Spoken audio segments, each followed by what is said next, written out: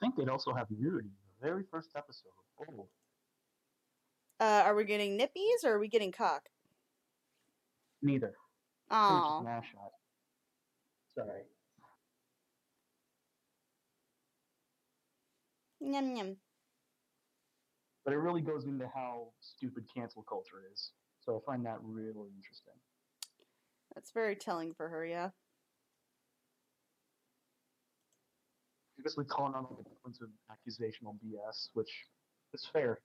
She's completely valid for that. Yeah, there are definitely some there are it's one of those things I've talked about it before. There are some things Yeah. that are legitimate things that I have problems with when it comes to her like interactions with fans. And I do think that there are some people who have a right to be mad for things that happened in the past and not forgive her. That's something that absolutely is fair. They are valid for their feelings. Um, do I think that she deserves as much hate for those things for new fans or people who are new to the fandom and they're getting it? I don't think so. Um, but I also do think that as a creative, she shouldn't be liking and interacting with the material of which hates on other fans or gives her critique, even if it's valid, which has happened, does happen, and Well, we there's some people just and I that's made. understand that she can't control people, like she can't control her what how the fans react, but she understand but there's a general understanding that oh, you've there's a general understanding of oh, I'm I have an influence on people. Hold on, animation. Sorry, sometimes I have to pronounce it out. I have to spell it phonetically. Your animation. Yeah, like in my head, I'm like animation is spelled like this, but then I'm like that doesn't look like a real word to me. um, Mm-hmm. but as a creative, you understand that you have a certain amount of influence on people, and when you reward behavior, even if it's something as simple as a like or a retweet, without giving extra context, that is something that can be harmful, and it does get to a point where it's like, oh yeah, no, that's not a really good business practice to have as a creative. Um, Dan Slott actually has a really great way that he interacts with fans. Um, so he does something similar where he'll like look around for like things being spoken about him or like stuff like that, and then he'll give context to whatever is being talked about or be like, hey, where did you hear this from, because this is a very big deal for me and I want to be able to set the record straight. People will tell him and they'll be like, oh, that's BS, here is the source. That is a better, to me that's a better way to interact with your fans when it comes to drama, because it nips it in the bud and it also makes it so that it's easier. Does she have a right to be angry? Yes, she is human. Does she have the right to be? Does she have the right to interact with her fans how she wants to? Yeah. Does everybody have to agree with that? No. But I'd rather her be her authentic self on the internet. You know what I mean? Like,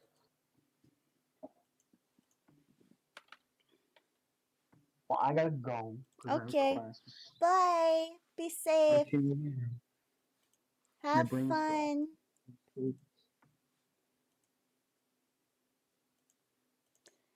I'm all alone now. There's no one here besides me.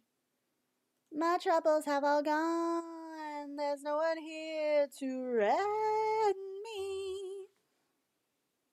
But you gotta have friends.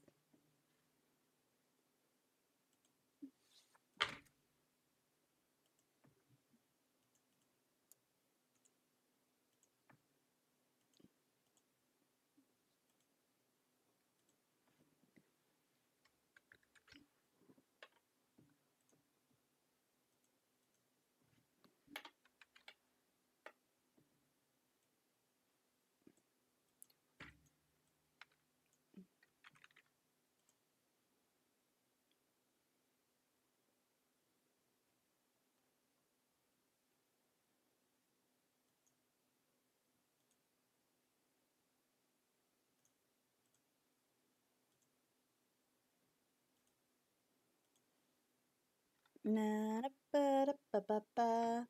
Just posting things around.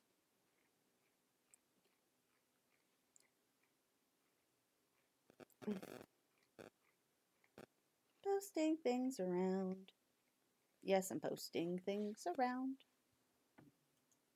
'Cause you spin me right around, baby, right around like a record player, baby, baby, right around.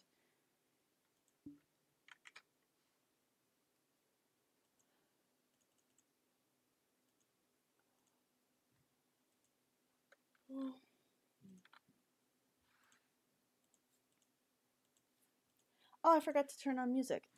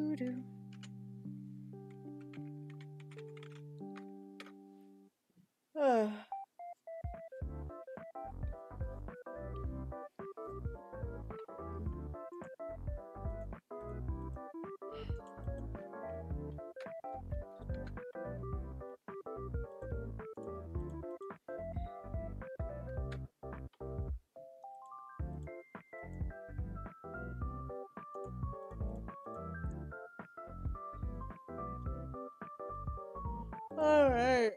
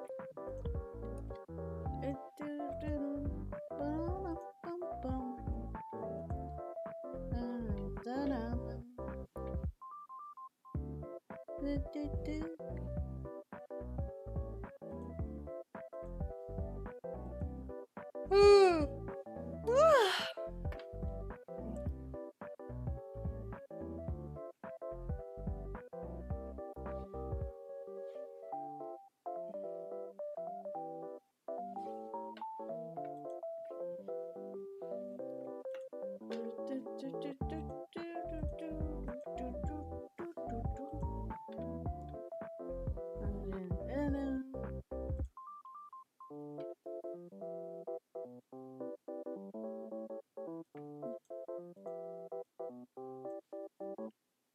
everyone, I'm Brent, your Samsung Smart Things expert. Here's how to locate your device. There we go. All right. Let's see.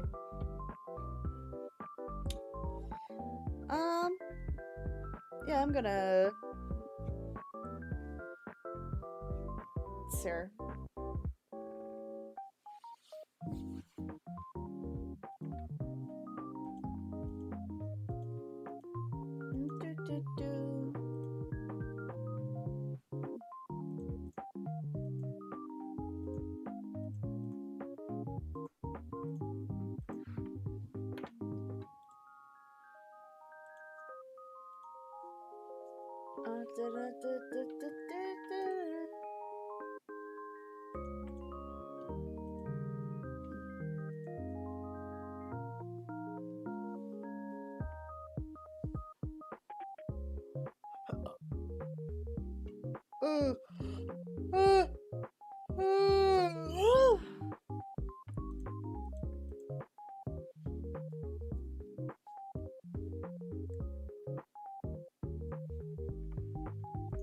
Alright, how's everybody doing today?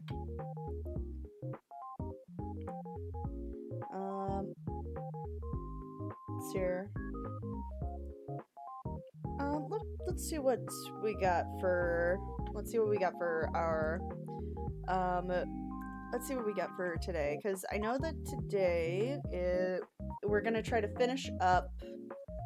We're gonna try to finish up OC-Tober. See what we can do, and I can get some animation done. Just a little reminder to everybody. Whew. Oh my god.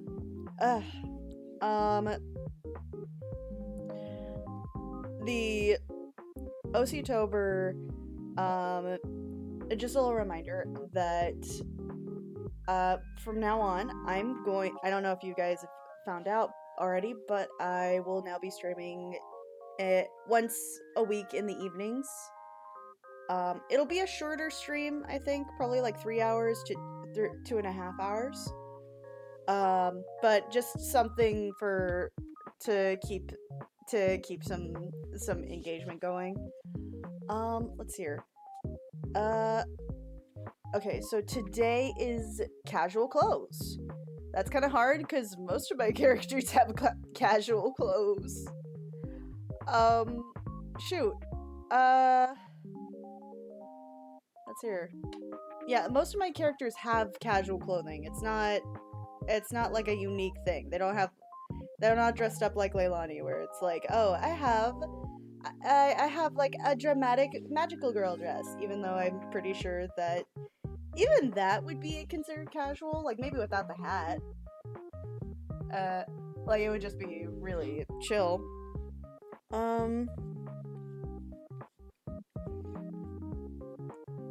Oh god, who do I have that doesn't have very... Who do I have that doesn't necessarily have a casual outfit that I can put into a casual outfit? Let's see here. I guess, well, I did Vixel just not too long ago, but she would actually fit really well for this, because she doesn't actually necessarily have, like, clothes. She has, like, I based her outfit off of this, like, swimsuit that, it's based off of, like, a swimsuit where it's, like, covering the bits, but it's also, like, where it's covering the bits, but she's also,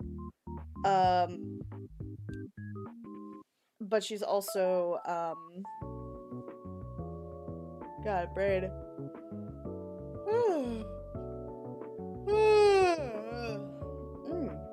Yum yum. I've heard it said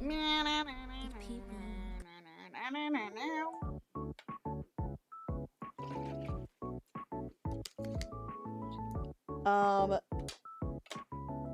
see here.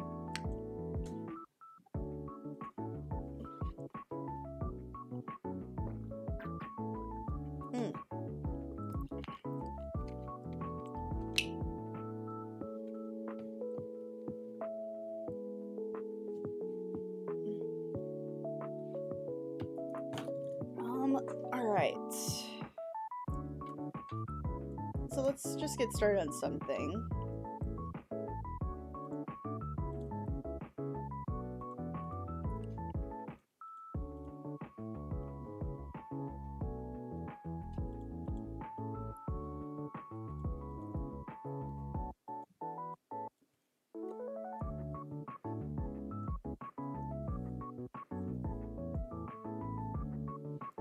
Zoa! It's a Zoa! Hi, Zoa!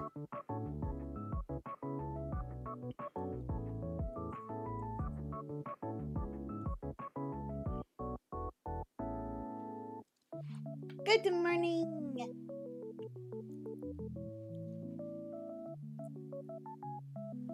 We're doing OC-Tober.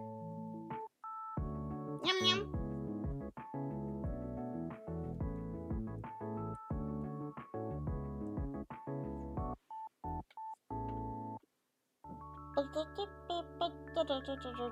How you doing?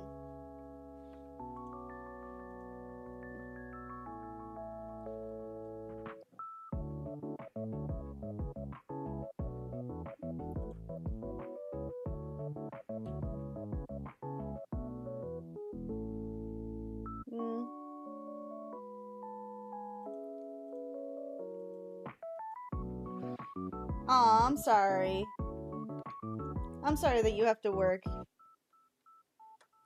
It's boring. Boring work.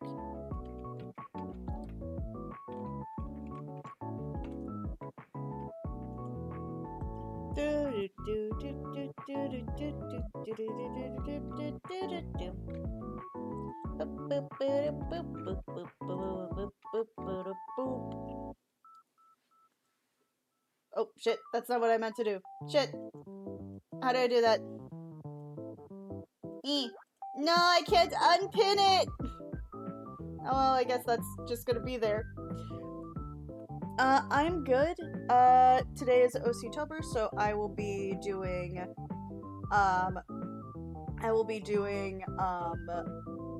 casual clothes today. I've been doing pretty, I would say that I'm having a bit of a difficulty because most of my characters have casual clothes. I don't necessarily put them in like these big dramatic outfits with like very few I think there's like 2 whole exceptions and that's it. So, and then like the characters that I have that actually no, I guess 3. I guess 3 of them don't have the casual outfits. So, but like I've already drawn them a bunch too, so that's also really difficult. So now I'm just kind of wondering, oh shit, should I put them in like a different outfit?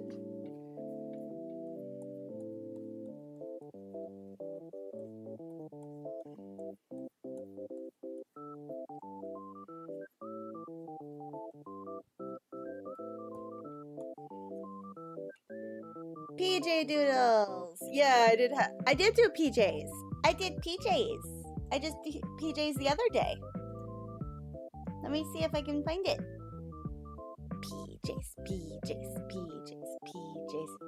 PJs! There it is! Pajamas! Yeah, that was on the 26th.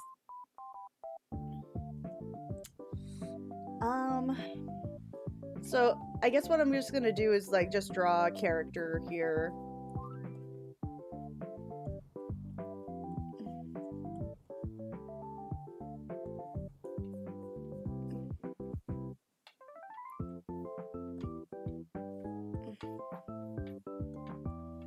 like all of my characters tend to not wear like fantastical clothes because I In find Pokemon that Legends make UA, battles now take place in real time.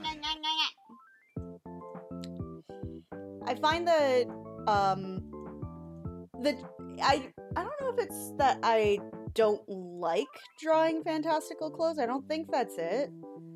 I think that what it is that I have a tendency to make my characters very down to earth or just like me. And that in itself is a problem, character-wise. I haven't gotten the chance to draw. I've got like 4 panels aligned, but holidays keeping me busy. Yeah, because like there's Halloween. It's gonna be Halloween. It's going to be it's Thanksgiving. It's whatever birthdays are coming up, and also the computer is down. That also does not help you. No.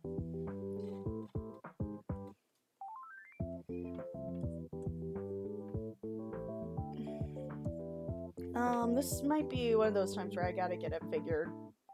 I might need a figure reference for this one. I actually I've been seeing their stuff around, but I only just recently started to use their poses. It's called the Poses Archive.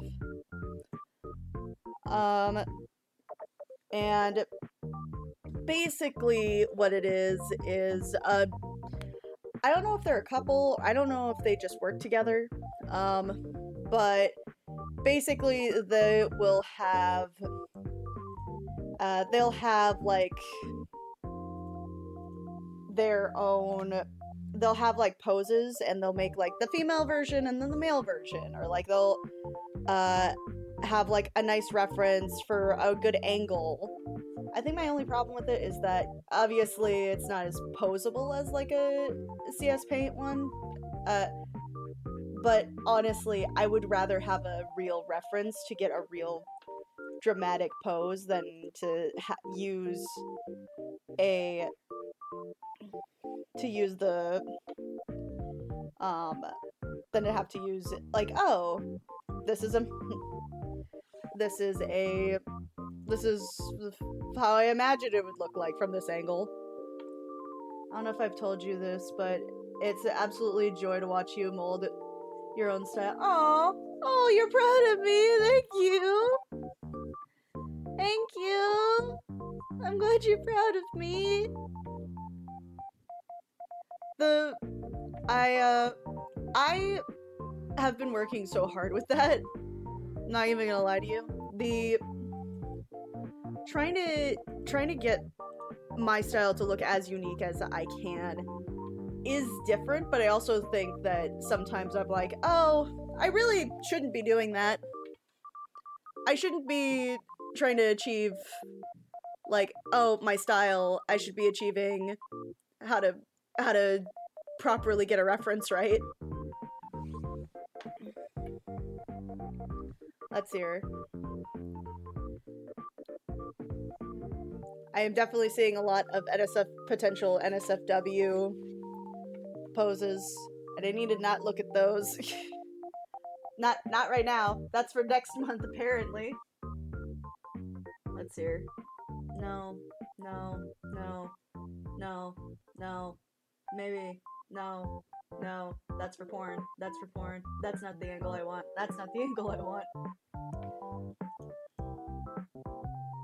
Aw, thank you, Zoa.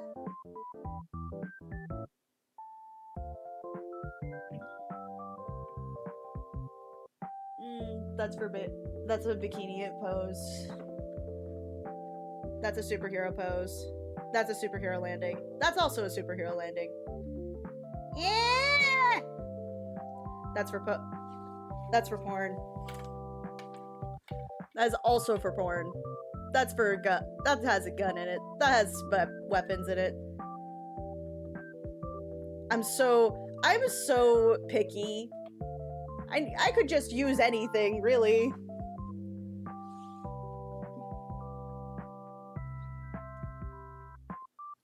Let's hear. No, not zombies. That's for a survivor. Also, he's reaching up for that titty. That's a Dio pose.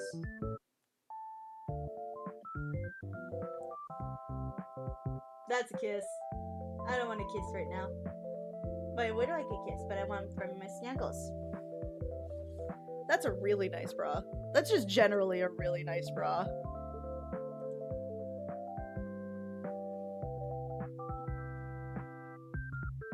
It's here. That's a titty hang. That's for weapons. That's for not for weapons. Wild that you got that.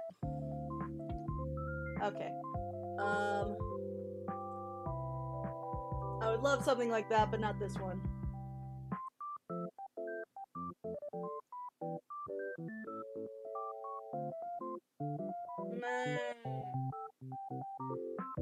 I'd love for you to see like how my process is on how to.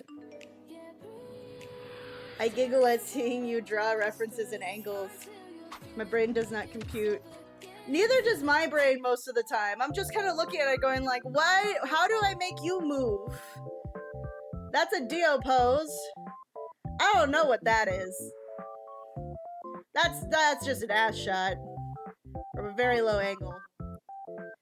That's a mermaid. That's also a mermaid.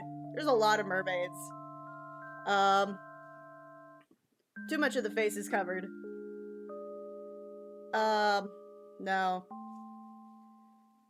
No, that's a cuddle. That's a cuddle. That's a gun. That's a cuddle. Damn it! I don't know, should I just look up... fuck. I'm just gonna look up people in clothes... on their off days.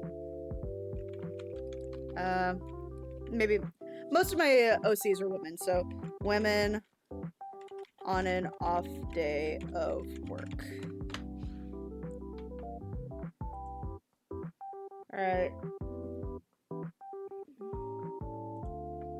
Who's here? No. Why am I overthinking this? I could just draw one of my characters in normal clothes. That's all I need to do. Why am I overthinking this? I'm overthinking this. The ass shall be asked. Alright, I'm just gonna do like very casual.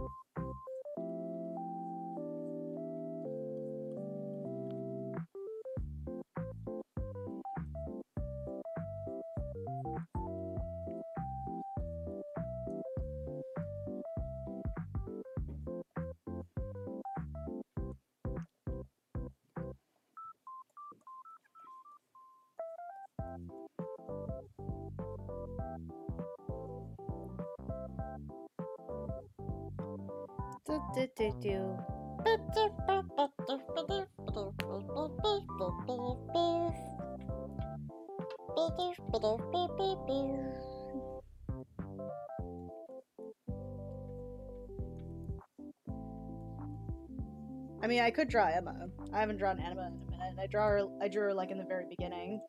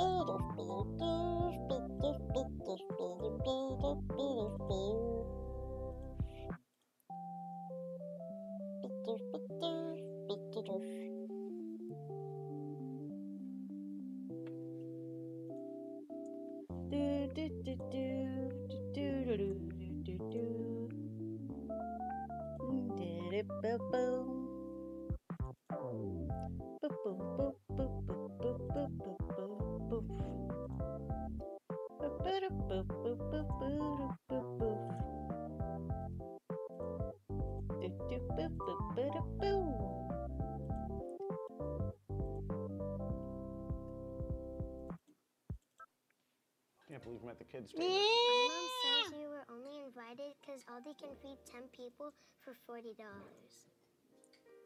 What's happening with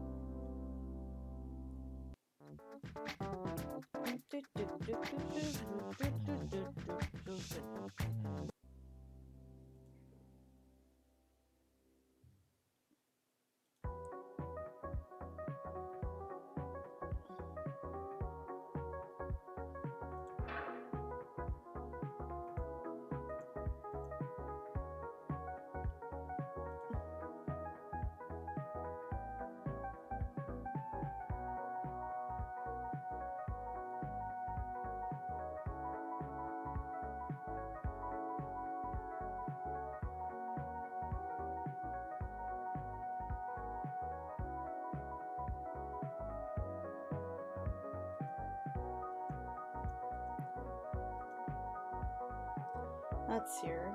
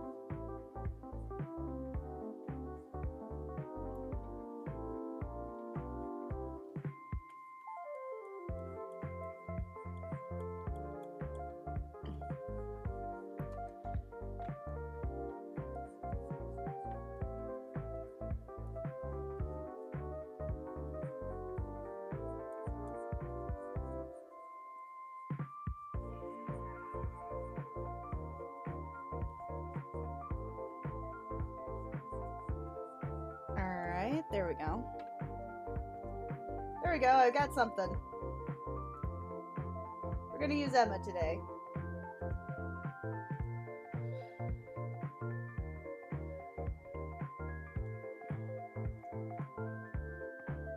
Let's see here. Let me see if I have her. Okay. I don't. It would appear that I do not. Let's see what we got.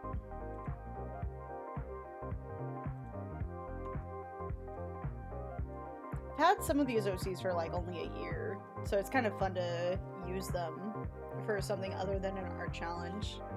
I mean, this is still an art challenge, obviously, but like...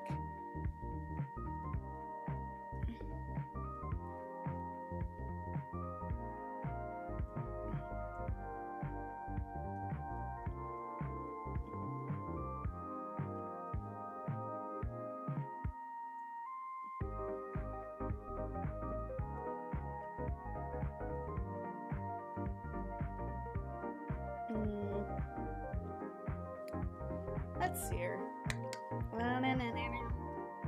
Trying to find the references.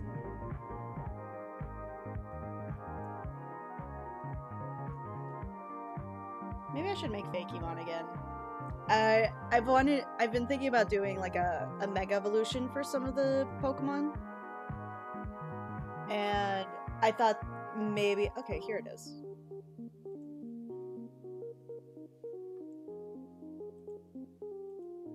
Okay, there we go.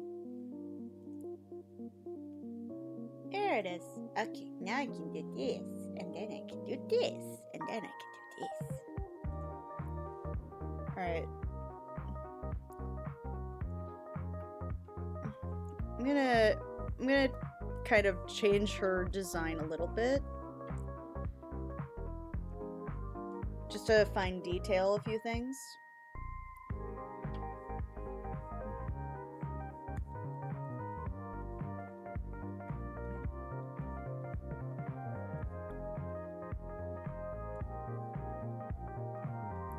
So this is much more curved.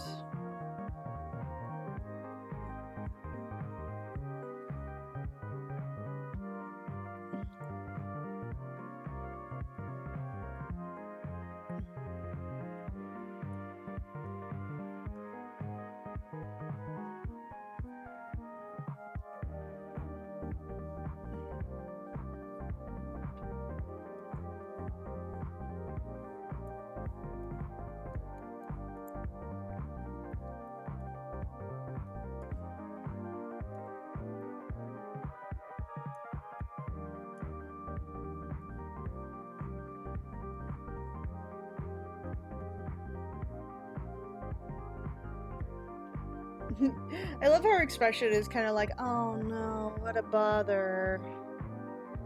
Oh well. I'm gonna have to clean that up. Oh no, my coffee. I imagine she's just like constantly tired. She's somebody who's like constantly just like really tired.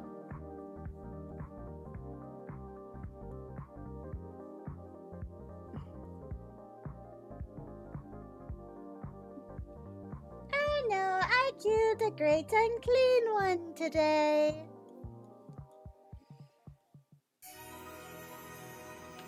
Unlimited.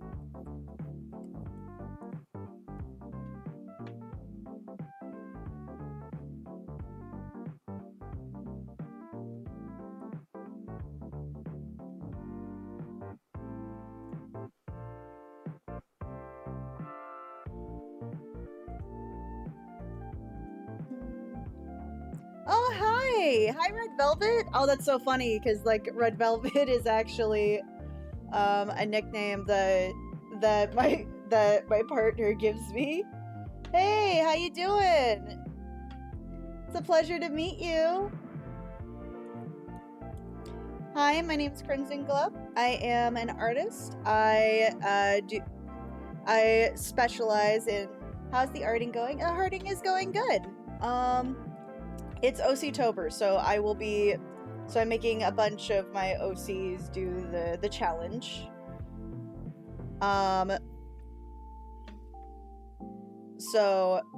In this particular case, this is Emma. She is a very tired writer. She actually she's a writer, and like her whole deal is that she is always so fucking tired and so fucking behind. She's definitely the type of person who keeps things at a pace of, I can do it later, the deadline is tomorrow. Well, shit, now I gotta lock in.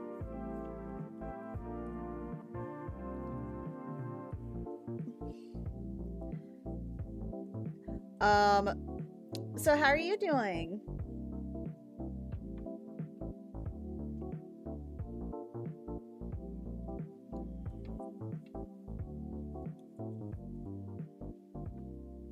Sir, does this head look big? Yeah, it could be a little smaller.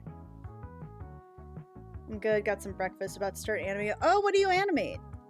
Can I see? Do you have art tags? Do you have art tags for animation?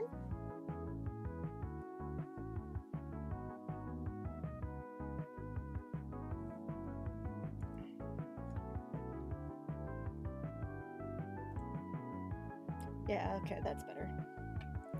Yay! We get art tax!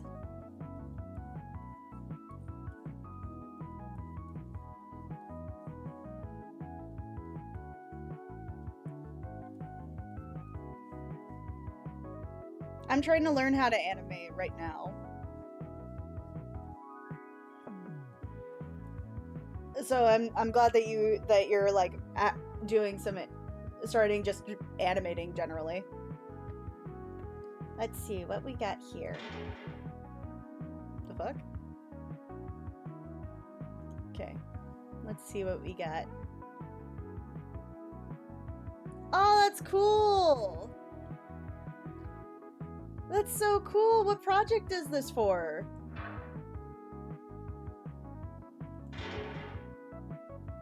The fuck? What is that?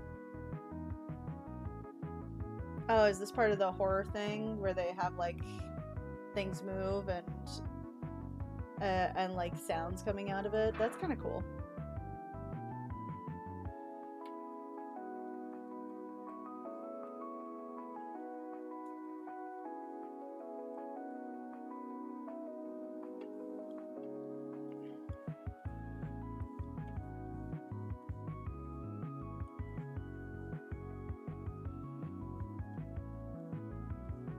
Just a personal thing. That's so cool though.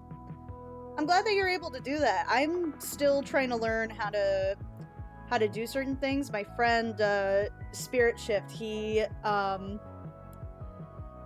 actually does the he does a lot of animations on his channel, and he's actually starting to learn Blender. I am just trying to learn how to animate generally. So he's just kind of helping me with some little things here and there.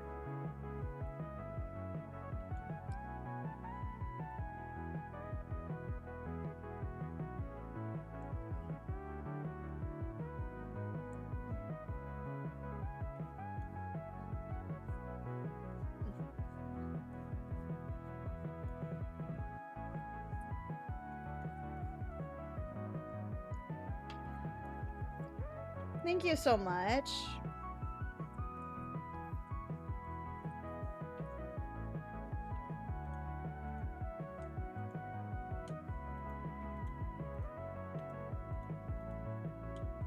Just trying to do other little things.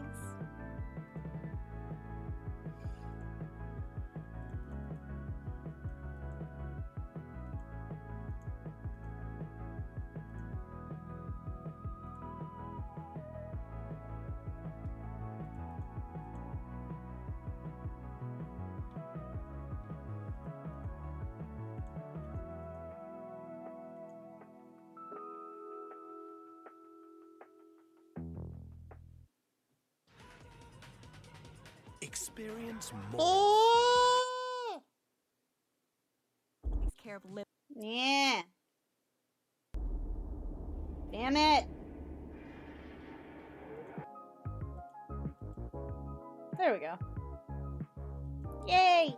I did it!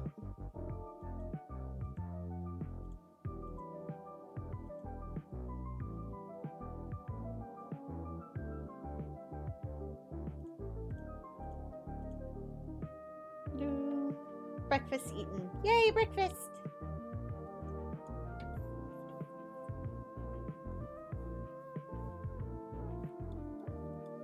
Gonna give her like slightly longer limbs than maybe I would normally do. Because I really want... Because she's supposed to be a cheetah, so cheetahs get like... have a lot longer limbs. They're a little more lanky looking.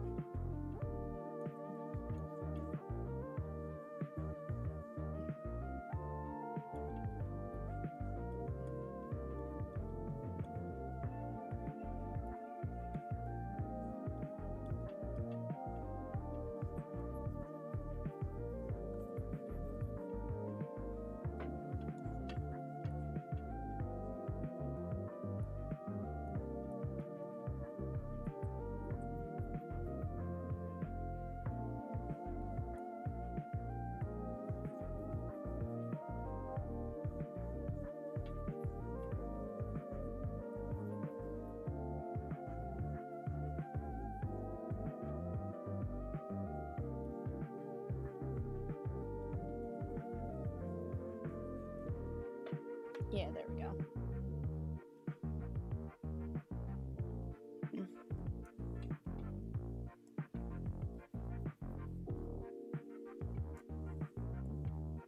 Speaking of breakfast, I think that there's actually somebody cooking breakfast right now. God damn, it smells good. Some bacon. My mascot is a bunny girl. Aw, bunny!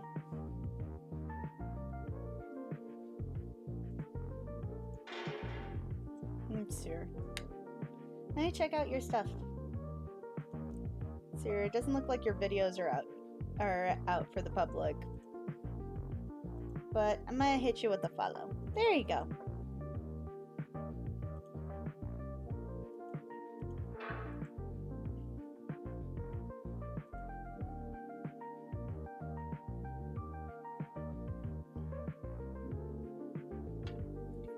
It's okay. Well, I streamed Overwatch once. Well, yeah. Overwatch is fun sometimes. Like, I find that it's not my particular taste as far as, like, games is concerned. I tend to avoid MMOs. I'm very much a visual novel person.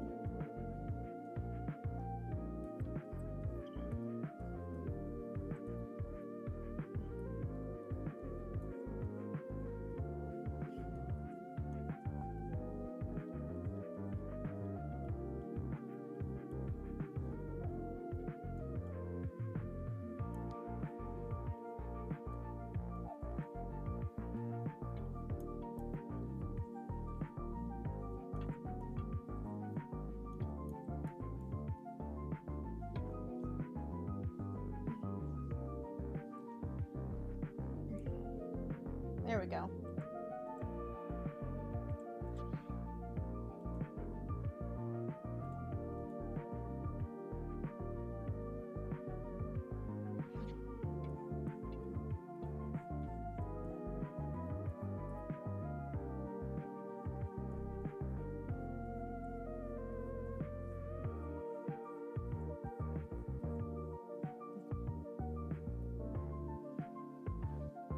Thank you.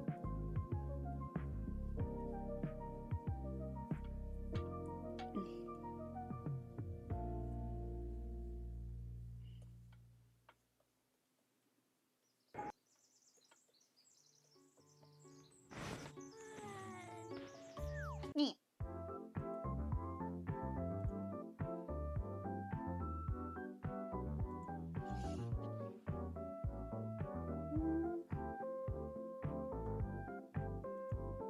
Oh, and a reminder to everybody who is on stream, I actually have polls still out on all my socials.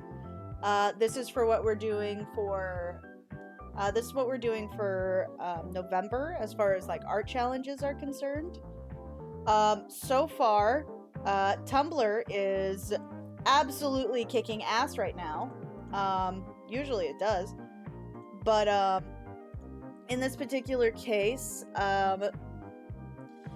so we have, so our options for these polls are an art study for X-Men 97 and the animated series, Non-Stop November, so I have to figure out how the fuck to do that on stream, a belly dancing series where I take a bunch of characters and I make them belly dance. And just playing video games. Right now, Tumblr is winning with 80. Let's see here. 80. There's 5 votes. That's 85 votes and then an extra 5, so that's 90. There are 90 votes on that one, just generally, because I accidentally forgot to put it on like its own thing. I think that means that it's a lot of votes. I'll just say it's a lot of votes. And then on Twitter, let's see what Twitter's got to say. Because I have to like repost. I have to repost the poll sometimes.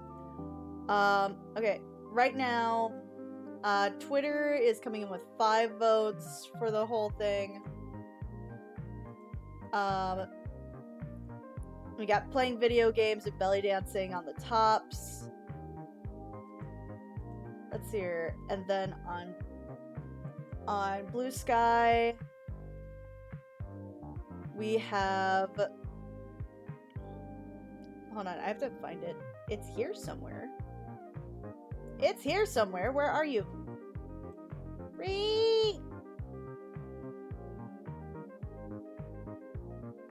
Okay, hold on. Maybe it's easier if I look through notifications. There we go. And then we got 1 vote for art study on X-Men 97. That's here on... Let's see what's on the Discord, because the Discord actually... So, the Discord actually... the Discord and the Patreon actually costs twice as much as the other votes. So, if you have a Patreon... So, if you have me on Patreon, or you voted on the Discord for Patreon and maybe even Coffee. I don't think I have it on my Coffee, but it actually costs twice as much. And right now, what's winning is suggestions. I have to go down. Okay, right now, what's winning is playing video games. Right now, that's currently what's tops. But by the end of the polls, I will be like bringing all the points together and going like, hey, okay, what's everybody got? So I hope you get involved with that.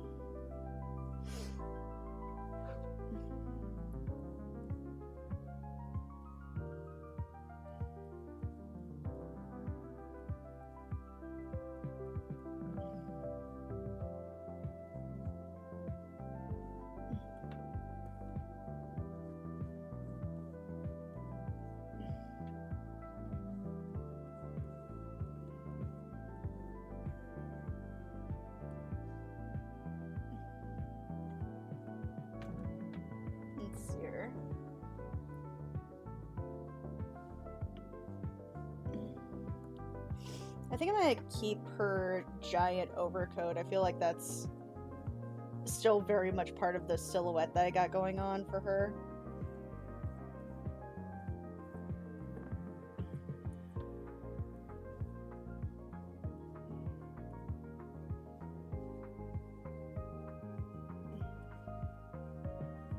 Okay, I'm gonna have to poof this out just a little bit more because I need to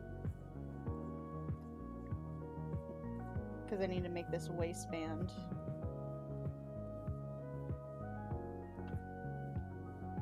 There we go.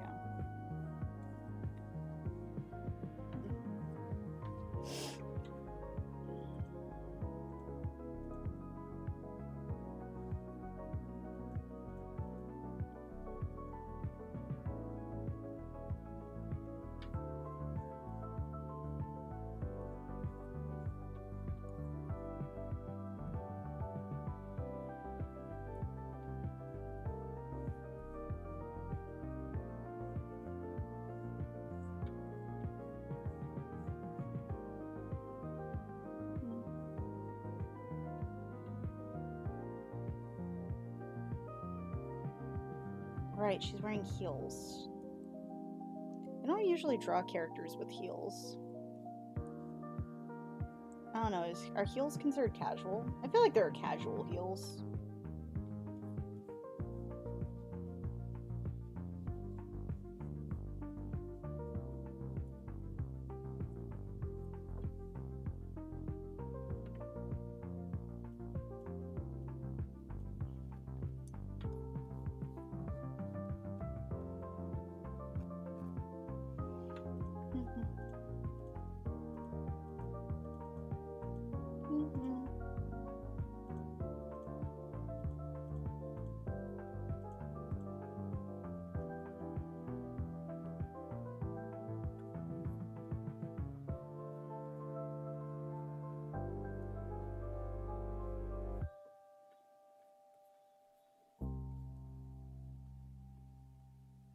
With schizophrenia, it can feel like your symptoms decide what you do and who you can be.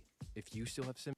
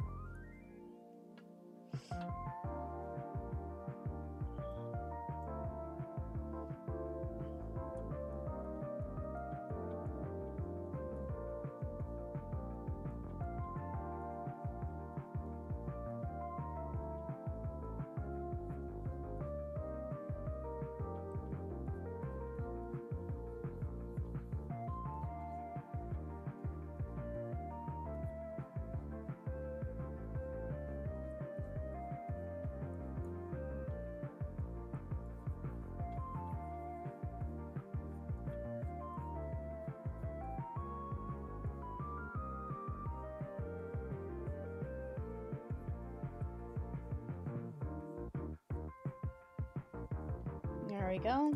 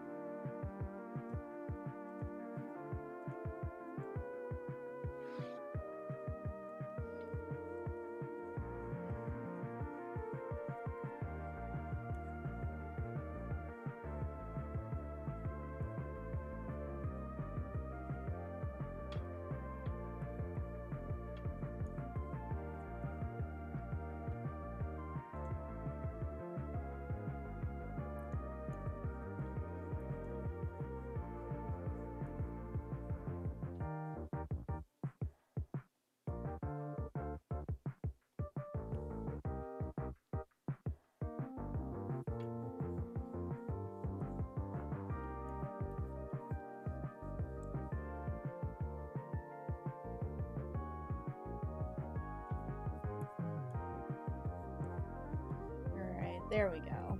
Give her a little bit of scarf. I think this is casual. Like, this is pretty casual, I feel like, at least for me.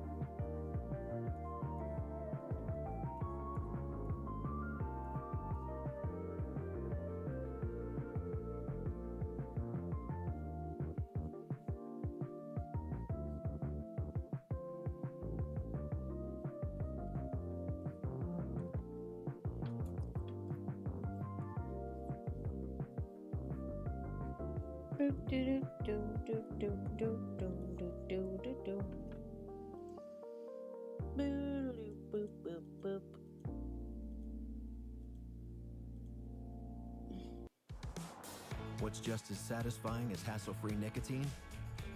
The endless possibilities of right now. Keep finding your freedom. Warning, this product contains nicotine. Nicotine is an addictive chemical.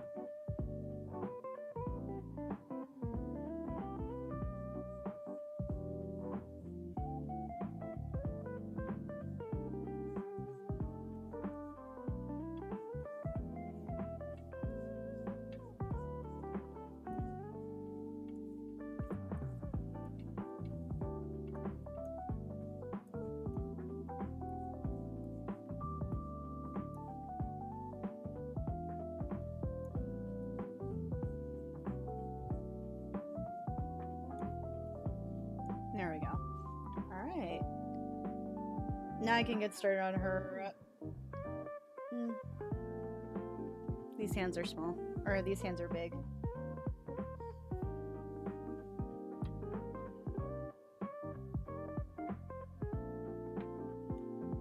There we go.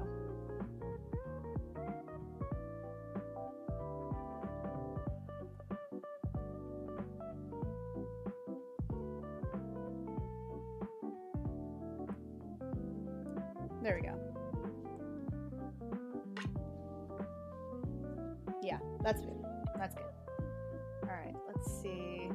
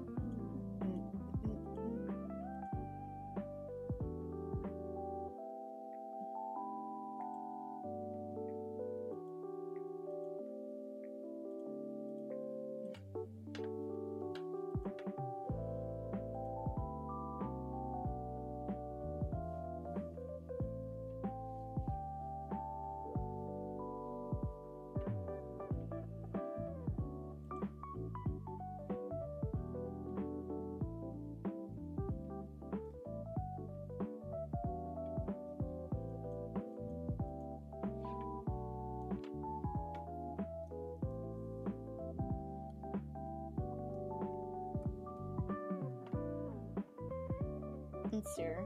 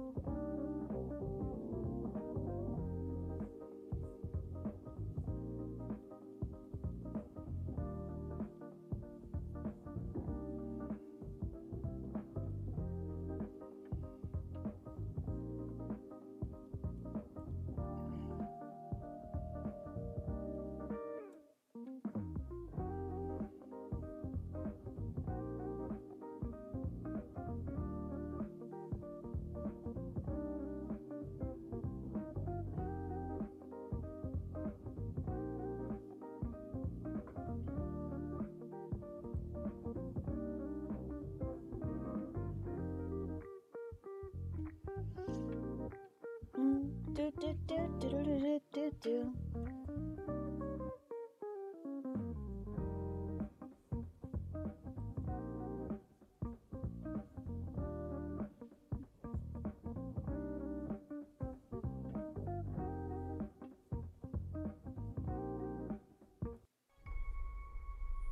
I've heard it said Ah. that people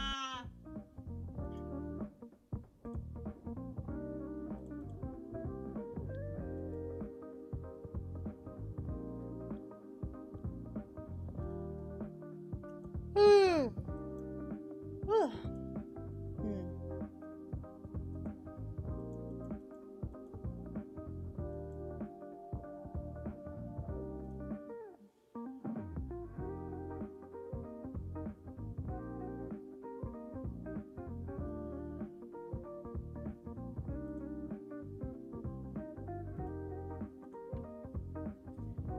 Hmm. Do, do, do, do, do, do, do.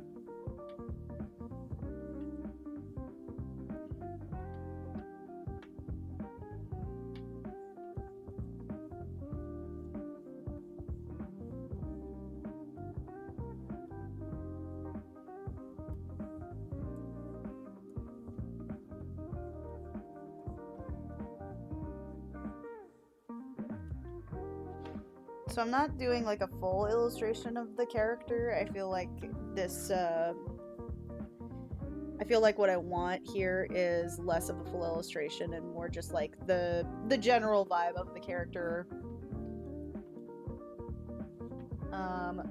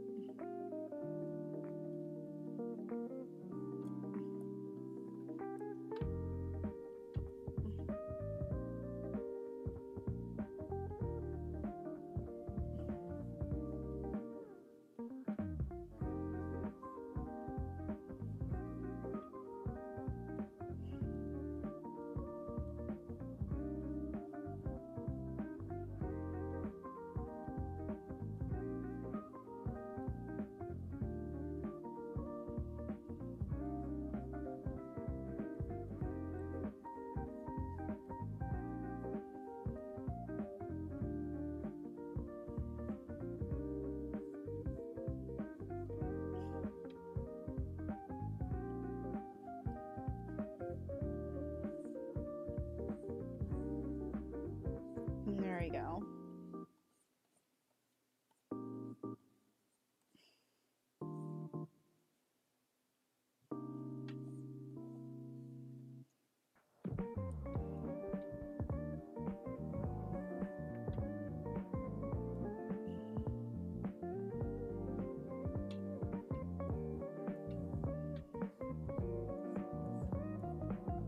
Do do do do do do do do do boop boop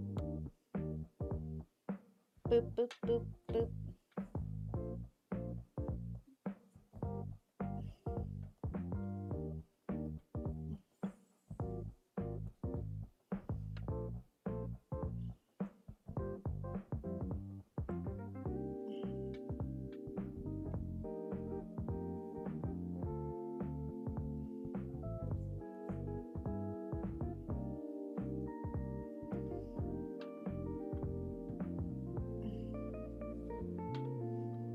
Do do do boop boop.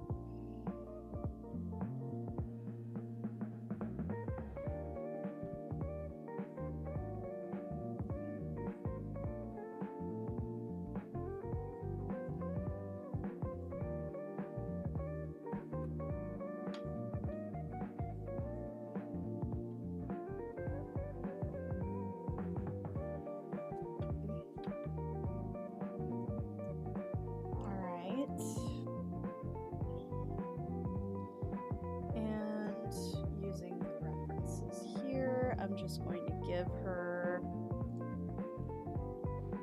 just some like general.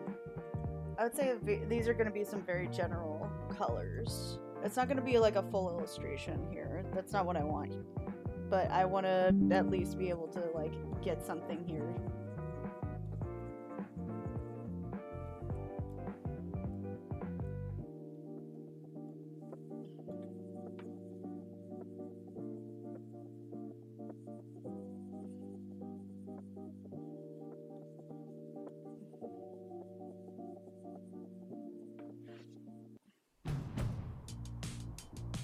Now's the time for a great deal on a new Honda. It's time to take an adventure. It's time to skip this ad. God.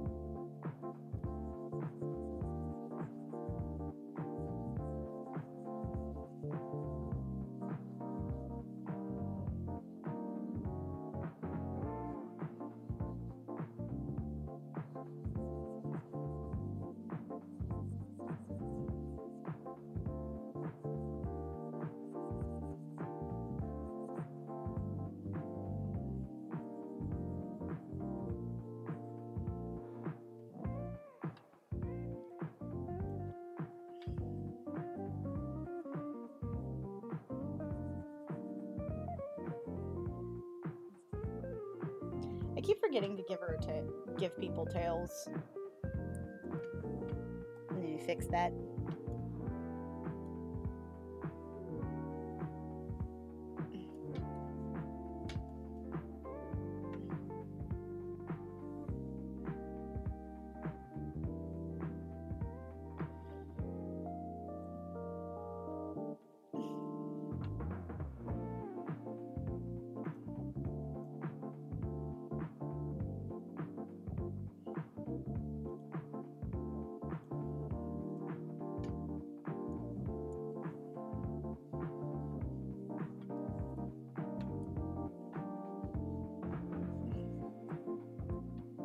Sure.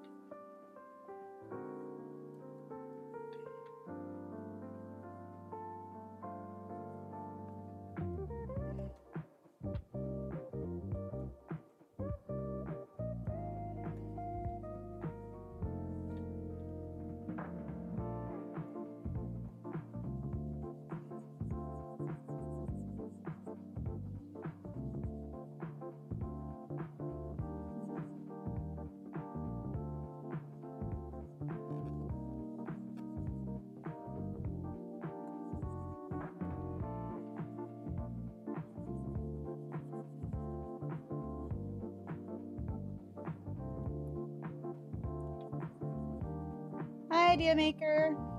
Thank you.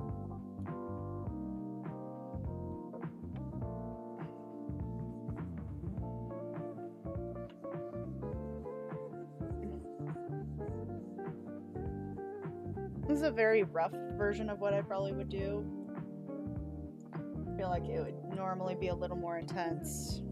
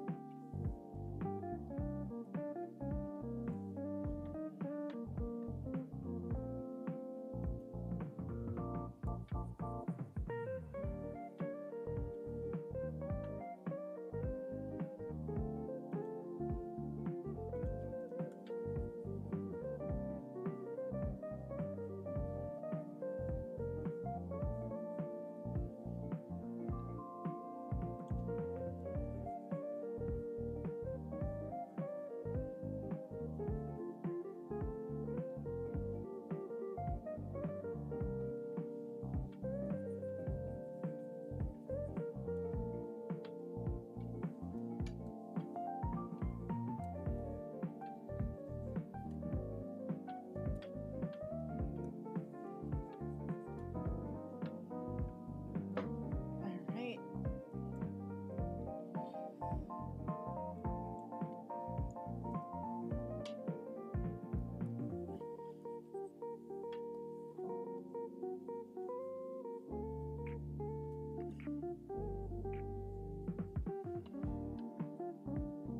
Alright, that is casual clothes. This is Emma, and let me do one last finishing touch on this one.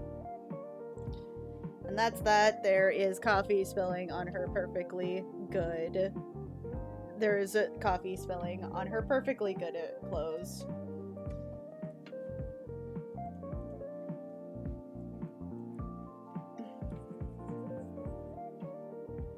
Alright, and that is...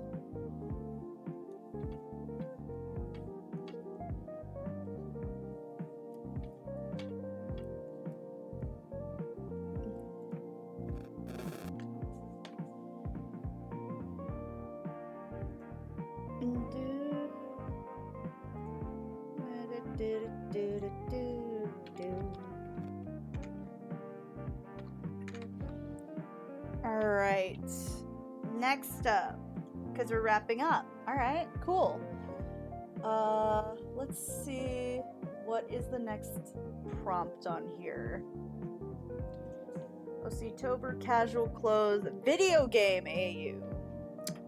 See, this would have also been really good for Vixelpox. And I'm like, I wish you would have told me this was a thing previously. You bitch. You funkle bitch. Oh. Okay. What can I do? Video game. Video game AU.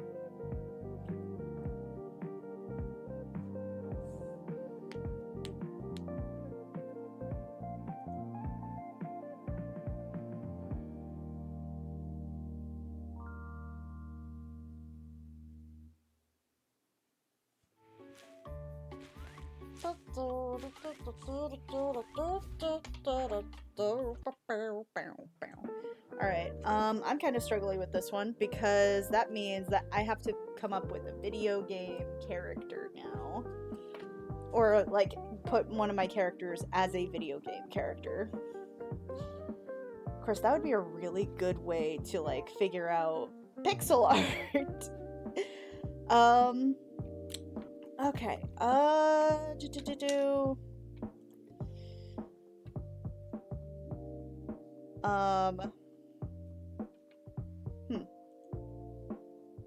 how would I do this? How do I do this?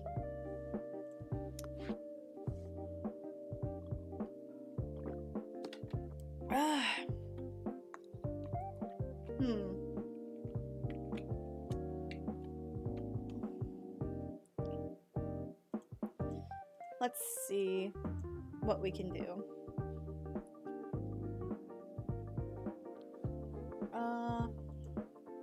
Oh shit, that's not what you know what, fuck it. I guess that's what I'm gonna do. Now it's just gonna accidentally post things. Let's see here. The prompt is video game AU. Okay, video game AU implies that it's really any genre. God, and I just drew Vixel. Let's hear it. What are some characters I haven't drawn yet?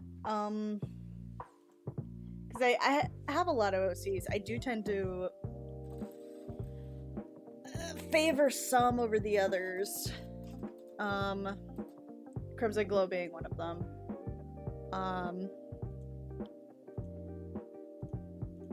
Let's see here. And Leilani, because I want her to be my new thing.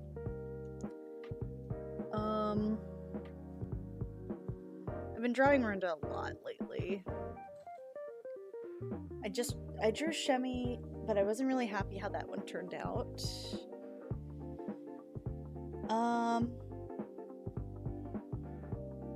Let's do Yilma. I haven't drawn Yilma in a minute.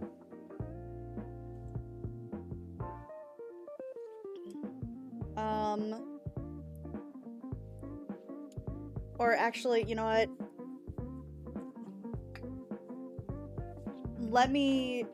I said I would be doing some animation practice, and I really do want to. Let me also change. Well, morphing is important.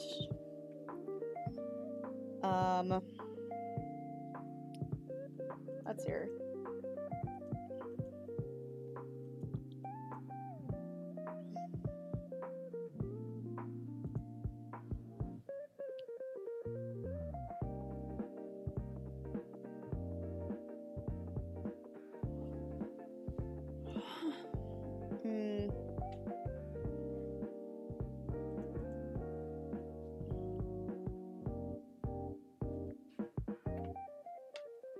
Let's see here.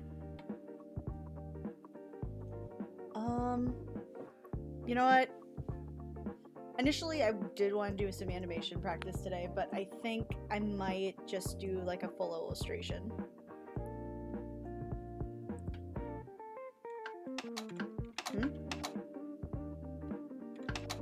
Oh, I guess that's what the horror thing does. When it makes you type. Interesting.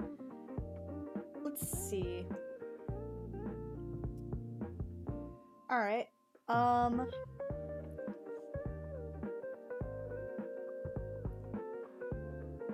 So I don't know what to draw. I don't know what to draw, and I don't know what to animate. Shit.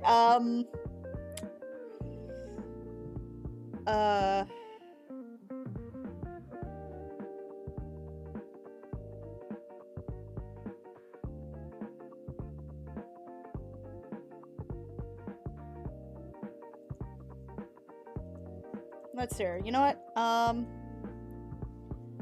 I'm going to randomly pick, because I've been looking at a lot of... Oh, God. Apparently that just does a lot. That just does a lot. Okay. Let's see. There we go. I would love I like the sound effects. I like the horror. It's a little much right now. Okay. So, here's what I'm going to do. I'm going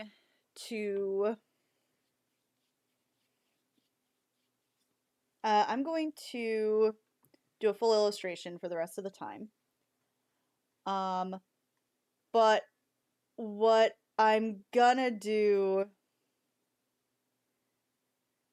is take an art challenge from where I'm at.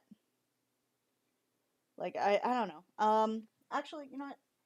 Let's do. Fuck. Brain. Operate. Brain. Okay. What I'm gonna do is I'm gonna get an art challenge, right?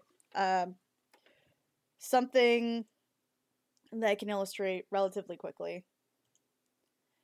And I'm just going to a wheel for you know what? Actually, wait. I do know how to do that. Hold on.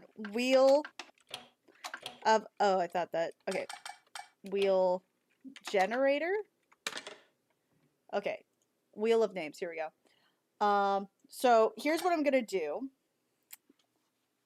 I'm gonna have down the books that I have. Right? I have the X-Men 97 art book. I have the Arcane art book.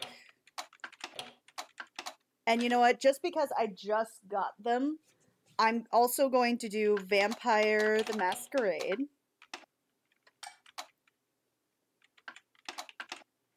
I'm definitely misspelling that. And Werewolf Apocalypse.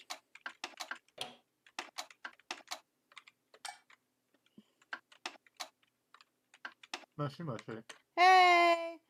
I was struggling what to draw, so I decided to just look at what I have on my on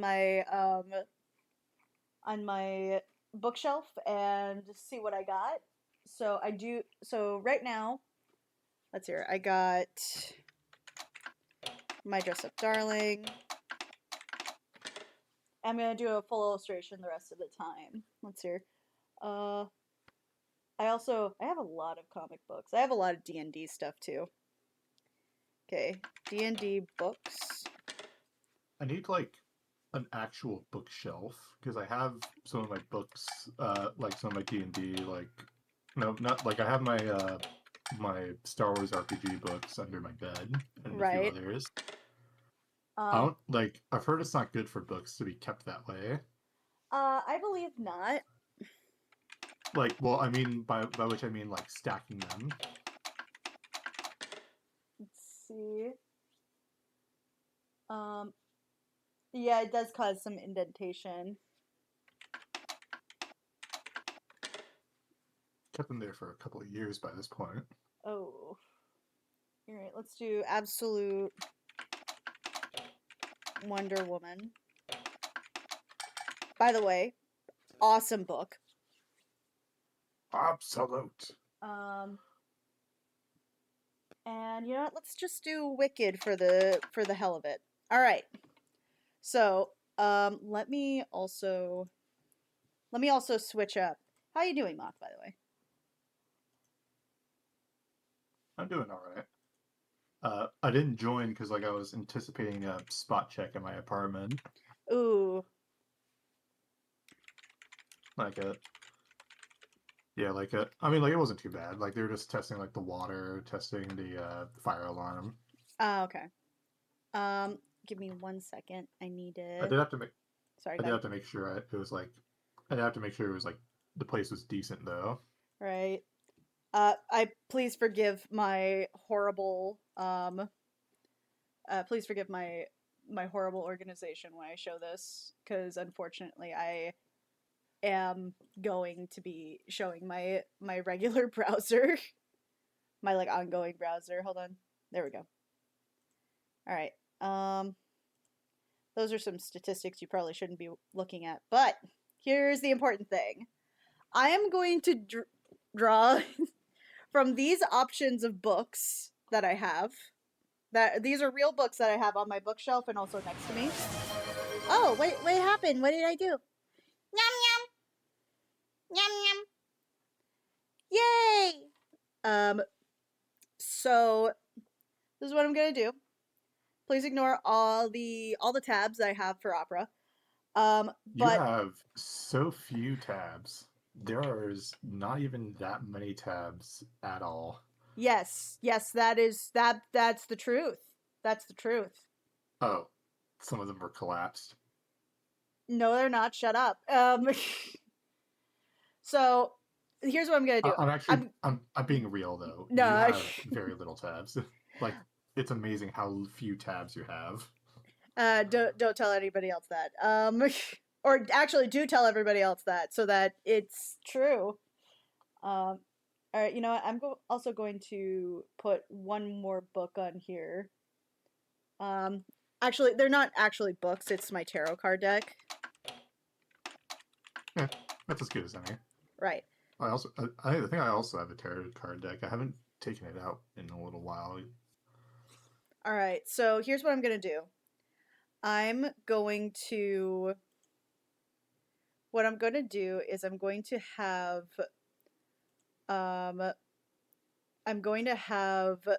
spin the wheel, and I'm gonna spin the wheel twice, and it's gonna be the subject and then the style of that subject. So, All right. So if it's My Dress Up Darling, I would be and I got like X-Men 97, I would be drawing like Marine in the X-Men 97 style. Or at the very least, maybe the X-Men 97, the X-Men series, the animated series as well. Kind of lumping those two in together, despite the fact that they're very different. But here we go. All right. Is there any you're hoping for? Let's see where it goes. Hey. Oh, damn. That's exactly what I was hoping for. Damn, all right. So the subject is absolute Wonder Woman, this beast of a woman. She is beautiful, gorgeous. I love her. I love her so much. I actually have like no idea about this particular like Wonder Woman comic. Oh, okay. So you know how Bat Brick exists? Oh dear God. So Absolute Wonder Woman is in kind of the same realm as Absolute Batman and Absolute Superman. I don't know if they're all in the same universe, but I do know that they're all basically darker tones, but actually written well. I don't know what the Superman one is about. I know that Batman is kind of fighting against capitalism. He's actually like a working class guy, and he's fighting crime. And then Absolute Wonder Woman is if Cersei raised Diana. If Cersei raised Diana, and she and like was raised in hell. So oddly enough, Absolute Wonder Woman looks a lot better than Absolute Batman. I agree. I absolutely agree. Also, if you're a Cheetah Wonder Woman shipper, absolutely read it. Read it. Read it. I mean, like, I'll be perfectly honest though. Like, I'd say like one of the biggest points for Wonder Woman is she doesn't have like the square bat thing. Like, I don't understand why people continue with it. Why did it stop trying to make Bat Brick happen? It's not going to happen. I mean, it's kind of happening. No. It's happening. Stupid. I'm sorry, but it is currently happening. I'm sorry to disappoint you. Alright, I'm also trying to find where my... Okay, there we go. Alright, where are you on here? I have so many tabs on here. Yeah. It's not even funny. No, you don't. That's the thing. Exactly. I'm being serious. You do not have that many tabs. At least thank you for lying to me. No. Anyway. All right, so the subject is Absolute Wonder Woman. And we're going to be drawing her. I'm almost hoping that we get to draw her in the arcane style. Oh, shit. Hold on, this is an interesting combination. Oh, shit. So, spelled masquerade wrong. I know I spelt masquerade wrong. I even said that beforehand. That's her. Are you gonna Google Masquerade? No, I was going to Google Vampire the Masquerade, but I was so focused on the fact that I didn't spell it right. Okay, so the art for Vampire the Masquerade, when I talk about it, it is varied, but usually people think of this beautiful cover. It's a very painterly style. It's almost photorealistic. It does kind of have similar elements to, I would say it has similar-ish elements to like Disco Elysium in that it's an oil painting style and it has like a more realistic proportion. Honestly, like the art style from Vampire the Masquerade is and has always been vampire. Yeah, it's definitely vampire. Is it like dark and foreboding and evokes a vampire? There we go. Vampire the Masquerade. Yeah, like if it feels like vampire, it's vampire. I will say Absolute Zatanna is a thing, which is also interesting. But that's not what I have on my bookshelf. But now I have to draw this beautiful, gorgeous woman. Gorgeous, strong, big sword. I'm rather underwhelmed by Absolute Zatanna, but she still looks better than Absolute Batman. Everyone looks better than Absolute Batman. That is an opinion you have. Just wait until Joker comes up. I mean, I like his hammer. That's not a hammer. That's an axe. Oh, it's an axe? Yeah, it's an axe. I was looking at it from an angle. I like the axe. It's fine. But now that I know it's an axe and not a hammer, I'm rather underwhelmed again. What is underwhelming about an axe? Well, nothing. It's not an axe. It's like it's very square for an axe. I don't know. Just like him. Just like Batman. You have a bit of a thing right now. Hello, Orca. Hi. Hi. All right. Oh my god. I'm just gonna hide in the background. Oh no, you're fine. I'm currently being annoyed right now because I see that a thing is happening again. Oh, fun. But okay, so we get to draw Absolute Wonder. I also realize that I'm still not sharing screens. There we go. I get to draw an Absolute Wonder Woman in a Vampire the Masquerade style. So we're going to be seeing a lot of. Actually, I should probably put some like Halloween music. Stream. All right, let's see. No. Maybe. Earn up to 10x points on travel.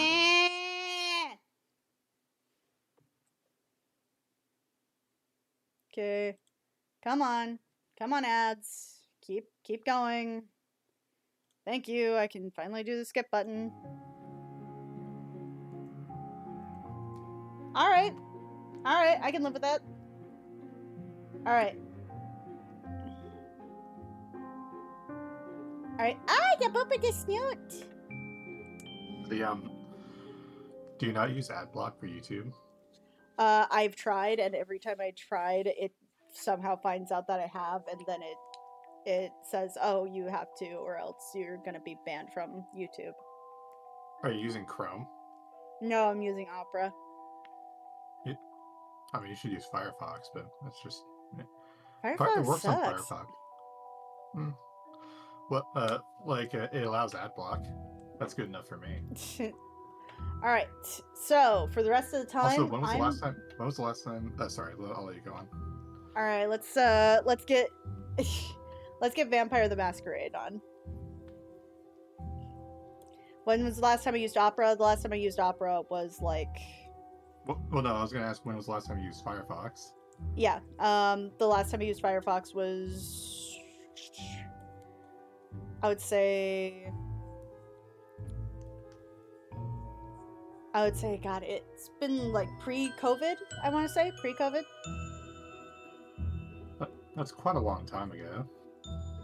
I don't imagine it's changed that much. I mean, like, what was the actual, like, what did you actually not like about it? Design wasn't really that great. I oftentimes had a problem with keeping up with my tabs. Let's see. Yeah. I did kind of have an issue with saving. For some reason, it would glitch out on me. What, saving, like, your... Bookmarks, yeah. You mentioned, like, hard to keep track of tabs. I have, like, I think 10 tabs for Reddit, and sometimes I end Why up do you have going that to the many same- tabs for Reddit? Just for, like, different subreddits that, like, I'm, that I want to, like, keep track of, like, at once. But the issue is that, like, sometimes, like, I forget which one's already open, so I, like, go to the same one that another tab is already in. Right. No, I don't have a problem.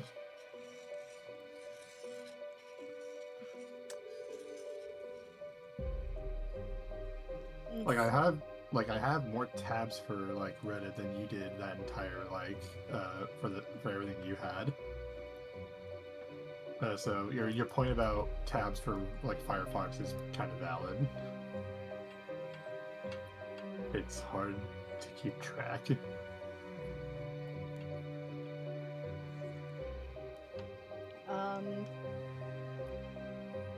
Let's see here. I'm doing good. I am. Sorry. I'm trying to delete some things. I'm doing good. I am currently trying to.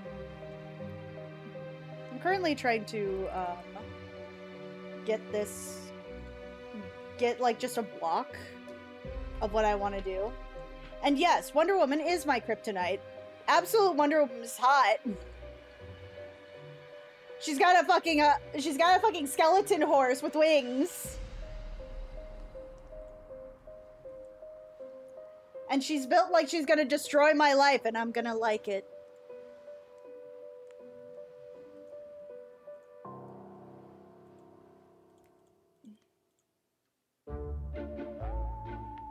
Yeah, kind of looking at it, it does seem like, what if Wonder Woman was in Berserk?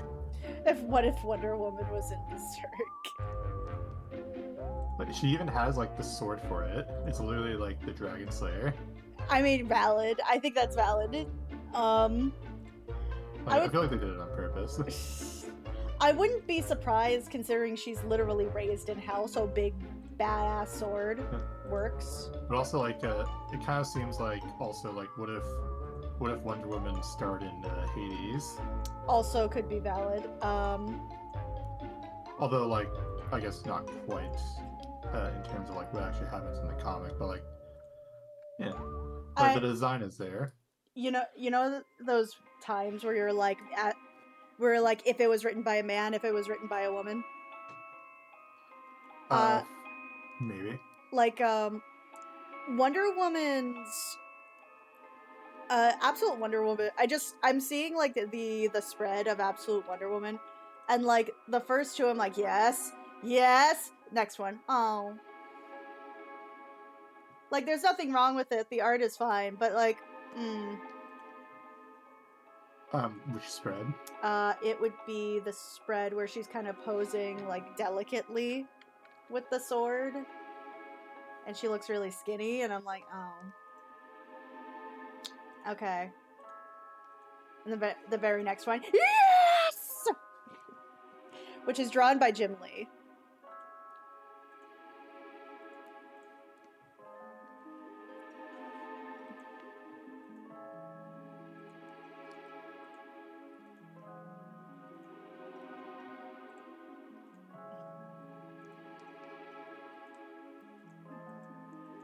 And like, so later today, I'm going to Hammond Castle with my uncle and aunt. Like, so that'll be fun. Oh, okay. I'll be wearing a night costume. Oh, that's cool. Right, you said about that. Yeah. It's totally I'll fine. probably, You know, like- you can't fix coffee sometimes. I've tried to do that. If you want to support generally, I would say just donating instead of going to tiers would be better. The what was it? I was about to say, like, it's like you can't fix coffee if you don't make coffee. There's the other coffee. It's good.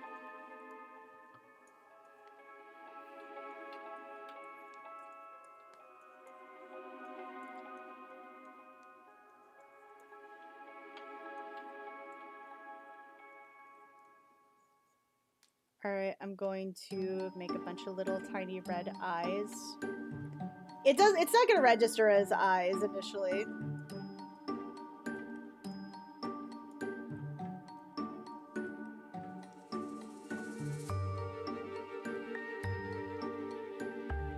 It'll register later.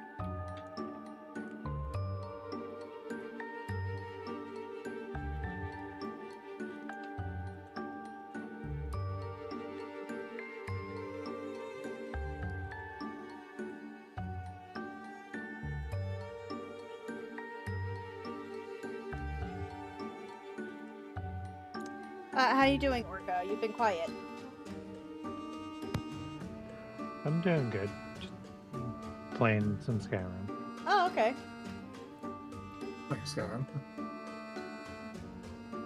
I downloaded that again recently.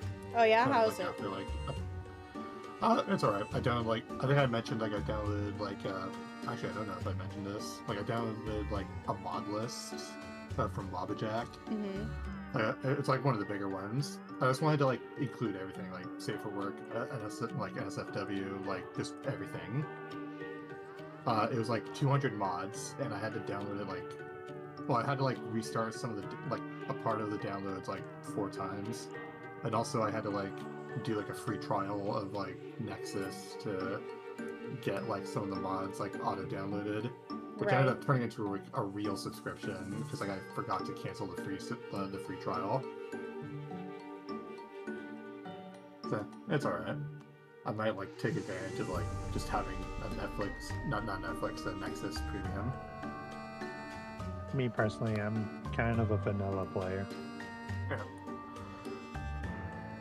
But, like, I mean, like, I'm on PC, and, like, I had the opportunity to, but, like, I kind of told myself, like, I told my friend, like, I told her, because she did, like, she does mods and stuff, she also did, like, modding, and I said, like, if I ever try modding a Bethesda game again, just shoot me. Like, it's just so hard. Or at least it's hard if you don't do stuff like read. Which is, you know, kind of where I am. If my mic goes a little statically, I'm sorry. My vision's pretty, it's bad, so I gotta get close to my TV to see things. No, it's okay. You do what you need to do. I think the only thing, like, I think one of the things that stuck out to me when I played Skyrim again is I remembered how much I hate Markarth.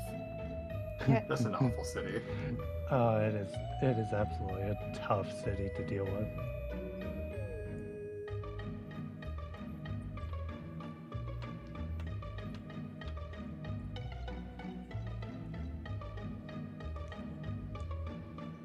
I know every gameplay I go through, once I get to Riften, I gotta take care of one little string in Riften before I start anything. I mean, like, I feel like Riften isn't even that bad.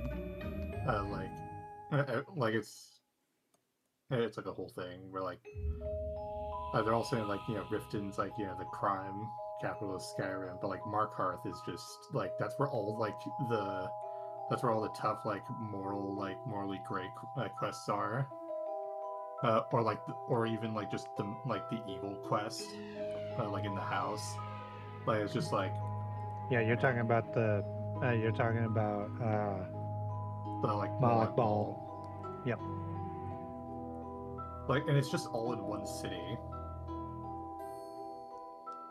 Yeah, when you first walk in, you got to deal with that Forsworn stuff. So when you first walk into the city, someone literally gets knifed in the back, the minute you walk in. Yep. And then the person walks over, hey, I think you dropped this, even though like you clearly didn't even move a muscle. I didn't order this pizza. Or did you?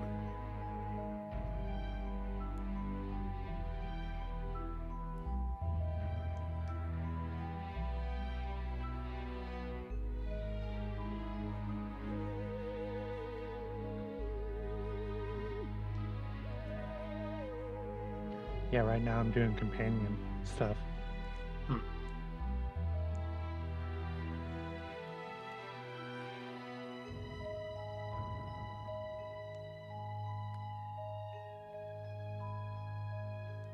Just deleting some emails real quick.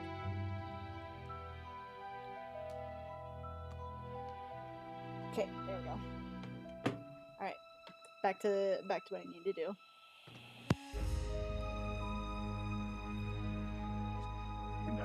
Hi, Red Velvet. Programming.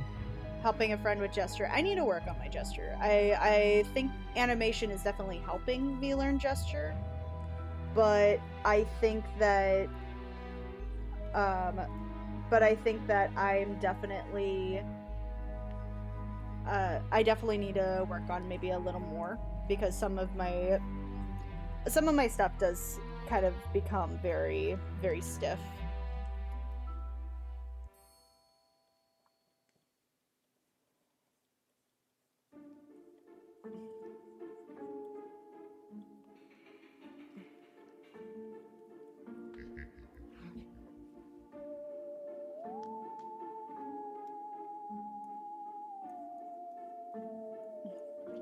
Big muscle lady.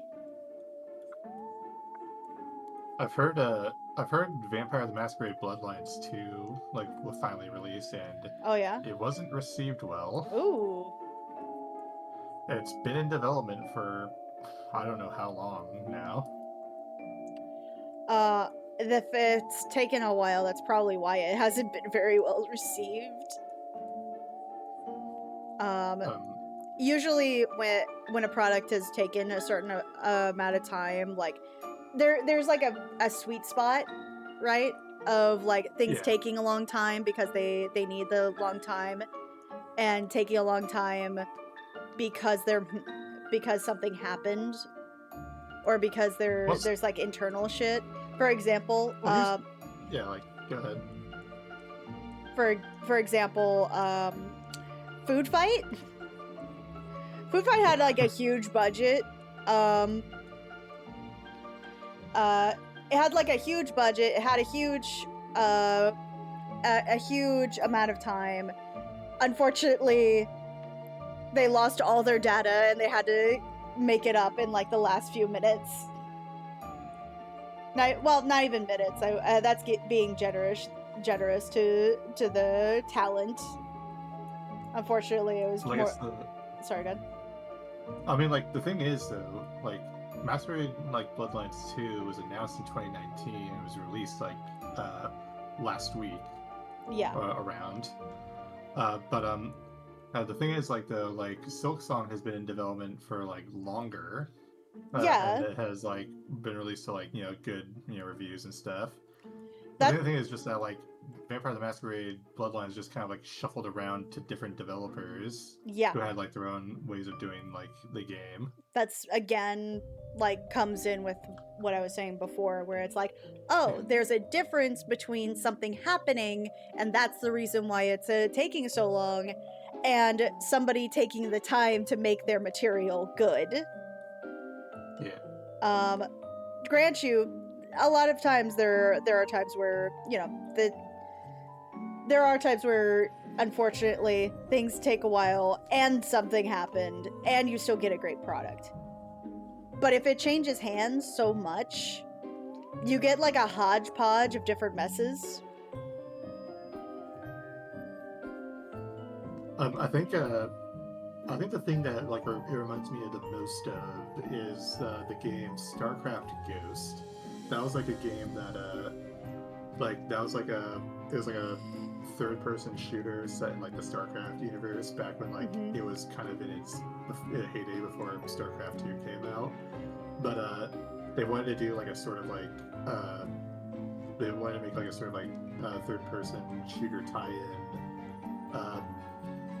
But like, and they announced it. They had like they announced that they had like trailers set up, but like it ended up taking longer and longer to make until eventually like they stopped making it. Like originally it was going to be like a stealth game, kind of like Metal Gear, Right. or like a Splinter Cell. Excuse me. You're excused for life. And like that's what they were originally sort of going for, and then but like they were sort of gradually adding like more action elements to it.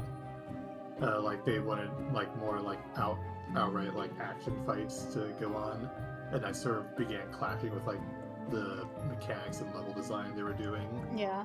Until like they had to like sort of like, but they sort of had to keep going with it until I think eventually like it was almost done, but they like still couldn't agree until eventually like they postponed it, and then the original developers like got sacked, and they moved to like a different development team that was closer, and they focused more on action. And then I think they just delayed it until eventually like it just became like vaporware. Yeah. And now it's definitively canceled. It used to be like they used to joke like it was like coming soon, but I think they eventually like, yeah, it's not coming out. That's very funny. Yeah. Also very sad because like I mean, yeah, it's sad, but it's also some part of it's funny. Yeah. It was like one of those it was one of those like Half-Life. Well, I mean, I don't think they ever said Half-Life 3 was going to be made. No, but like it was people always a big joke, but it was like it was a bit of a joke where it was like, "Oh, yeah, Half-Life 3 is totally happening." Half-Life 3 confirmed. Half-Life 3 confirmed. Like it was like such a thing. I think I like it when her skin is a little more tanned, honestly. It's kind of more dramatic. But also they ended up making like a sort of like mission pack for StarCraft 2 for like the character they made, because like they ended up bringing like the character of that game into like both like the tie-in books as well as like a part of the StarCraft 2 Terran campaign. Right. And then they made like a mission pack like centered completely around her, which is essentially like as close as it'll get to like the game, but like not the original story they made for that game. Right.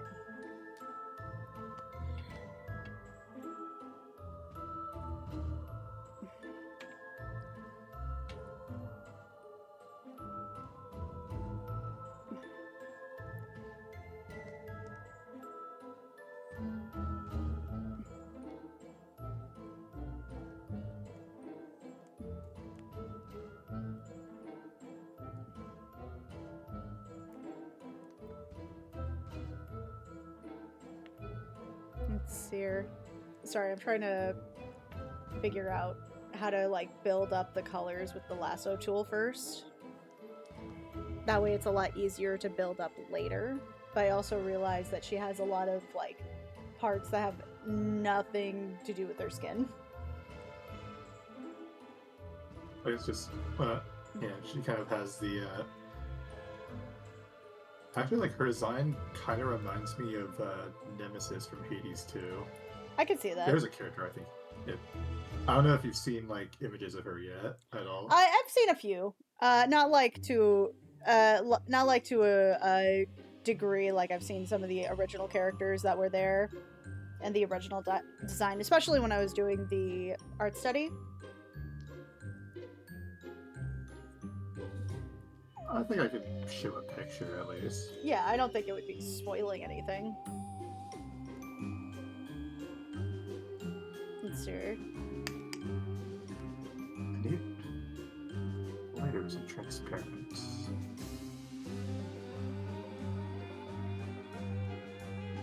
This is about as close as it can get, though.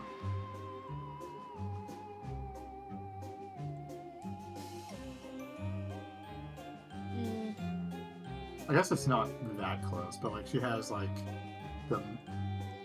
Yeah, I'll just post. She has the same vibe, is what I think you're Yeah. trying to get at. Sword, armor, bay.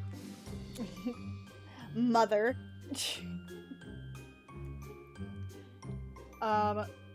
Actually, what's so funny is that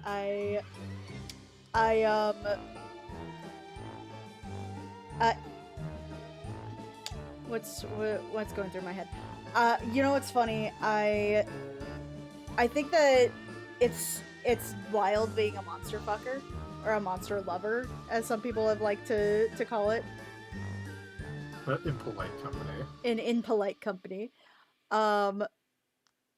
So one of the funnier parts of it is that you can't really explain why you enjoy a certain thing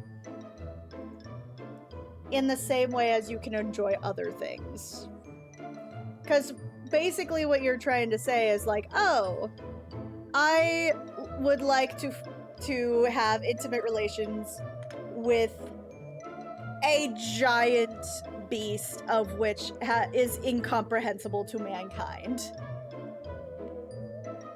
I mean, it's so abstract, I guess. But here's the thing, right? There's definitely like a skew towards it. Like, for example, hear me out cakes, right? You look at some of them, they're still somewhat popular. I don't think you'll see them trending. But like, it'll be like a hear me out cake, and then they'll be like, here's this incredibly attractive, conventionally attractive person. And you're just like, what do you mean this is a hear me out? I wanna hear your real hear me outs. But that will be their hear me out. And I'm over here going like, okay, well, I guess I'm over here with fucking Cthulhu. It's like, I've heard you out, and I've found you wanting.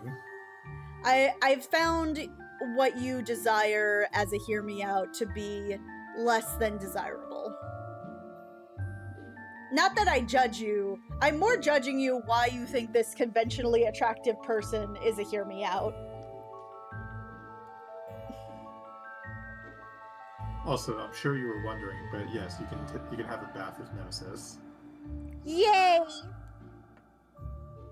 I didn't even know that was an option here. Yeah. But the fact that we can have a bath with her? Damn! Yeah. I mean, you actually like are able to have a bath with like other characters, and it's like completely platonic. That's awesome. I like that. But like, you know how like in Hades, the one like the main.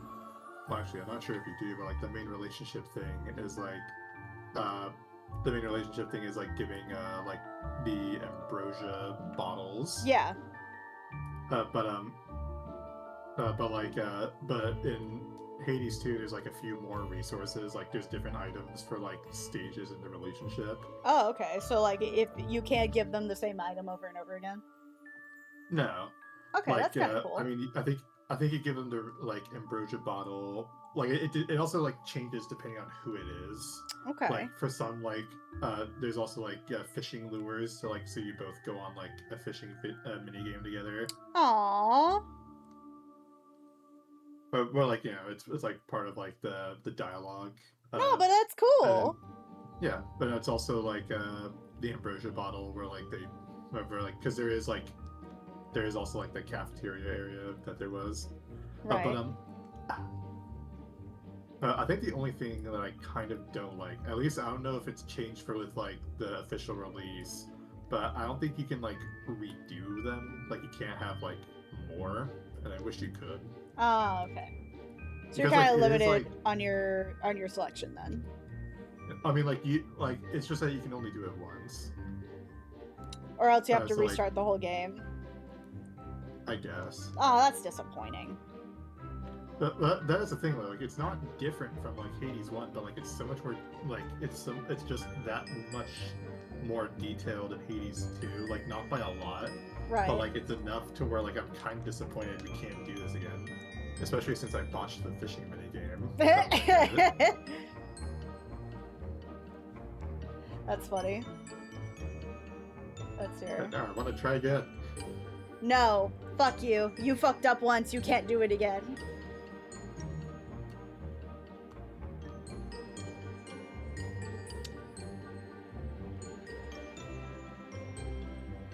I also love that Wonder Woman is still taller than Batman. I mean, I guess I thought that was the default. I know, but like, you also saw a bat brick. I mean, just because you're bricked doesn't mean you're tall. Just because you're bricked doesn't mean you're big. Just talk to Wolverine. I mean, yeah, that's canonically. Canonically, Wolverine is 5'3", right? 5'2"? Like, that's why he originally had like the head spikes or like whatever they were, like the ears. Now I have to look it up. Hold on.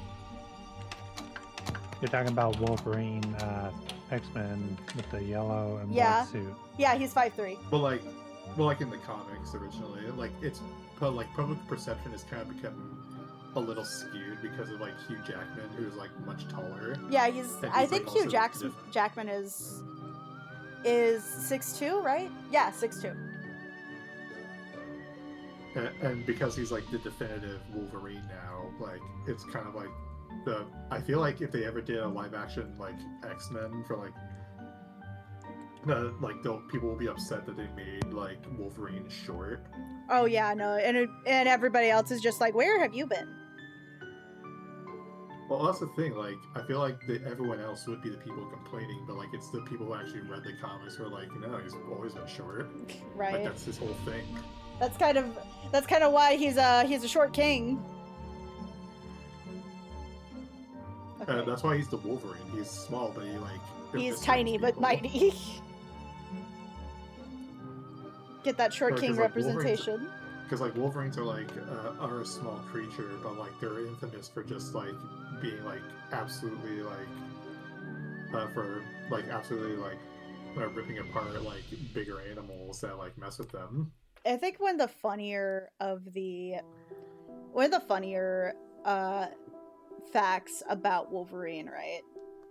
Specifically about Hugh Jackman's Wolverine. Hugh Jackman's Wolverine didn't know what a Wolverine was. Or Hugh Jackman himself, he didn't know what a Wolverine was. So he thought it was just another word for a wolf. So he got the part of Wolverine and he started to study wolves. And I mean, like, when I say he studied wolves, I mean this man, like, went to conservation efforts. He did, like, a bunch of online research. He observed their behavior. And then when he got there and they're finally filming, they're like, wait a minute, what do you mean you looked up wolves for this role? And they're like, and he's like, yeah, because he's Wolverine. And then somebody, I don't know if it was the director, I don't know if it was one of the people on set, but they were like, Hugh, you realize that Wolverine is an animal, right? Oh man. It is my favorite fact about the development of the X-Men the X-Men movies, because I'm not like a huge fan of the movies. I think that they're okay, but I do have like a soft spot for certain facts about them. Like it's the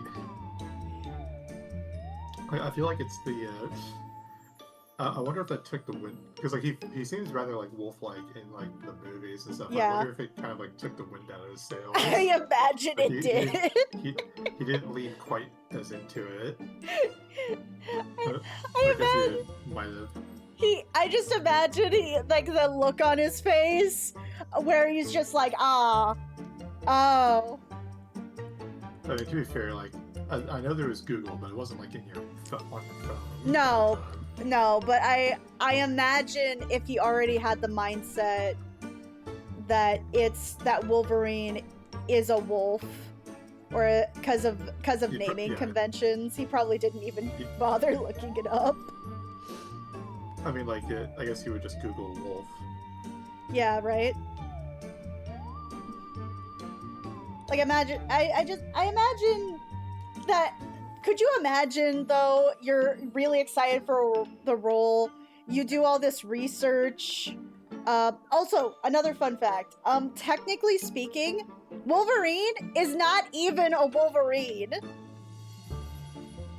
I mean, ironically, like, I think wolves are like the main predator of Wolverines. Actually, it's bears. I mean bears, but like they've actually suffered like extreme. I googled it and like looked it up on Wikipedia. They suffer like extreme amounts of like population loss when faced against when in the same like sort of habitat as like gray wolves. Okay, so I'm looking it up now. Yes, wolves are there. However, it's also brown bears, black bears, mountain lions, and golden eagles. Which I think is kind of... Golden eagles. How? I feel like, I feel like they swoop down, they the towns kill it, and there's not really anything they could do before then. I think it's like they just like catch him by surprise. But yeah, like Wolverine, technically not even a Wolverine. Originally, in the films, at least. No, I mean like he originally in the comics, he's not a Wolverine. So here's the thing. The way that they had it, originally he was supposed to be called the Badger. And he was supposed to be a mutated Badger Man. That sounds lame. And, well, have you seen his original costume? It is pretty lame. Yeah, but he wasn't literally a badger. But here's the thing. He's supposed to be a badger that looks like a person. I guess kind of like a reverse of what am I thinking of?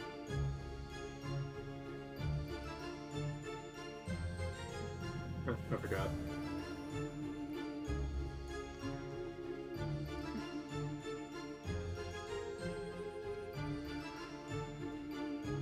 I was gonna mention like a character, but like it might have been like spoilers, not for X-Men, but for like another thing. Is it for Dungeon Meshi? Oh, okay. I was thinking it was something more recent because Has-Been Hotel just came out. Yeah. I still have to like schedule like a watch thing. Yes, we should for do that. season 1. We should do that just generally. Yeah. Just to watch things. Alright, I'm gonna build up these. I'm not really great with like more realistic proportions, but I am going to do my fucking best. How tomorrow be? Tomorrow I have work. Gotcha. See, this is what happens when you try to plan things as an adult. You don't really have free time anymore, and what free time you use is for streaming. Yeah. I mean, if you do stream. Oh yeah, and if I don't stream, I'm definitely sleeping. By the way, I figured out a time that would be good for me to do some evening streams. But I do think that if I do stream in the evenings. I would be doing like evening streams on Wednesdays if I didn't do it in the morning. Gotcha. Roger, Roger.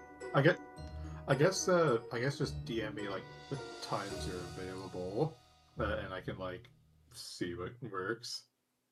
I will definitely do my best. That's alright. That's her. I'm trying to find my schedule here for streaming. Yeah. So the goal will still be to stream on Wednesdays, on the weekdays, every Wednesday, 7:30 to 11:30 a.m. Which I think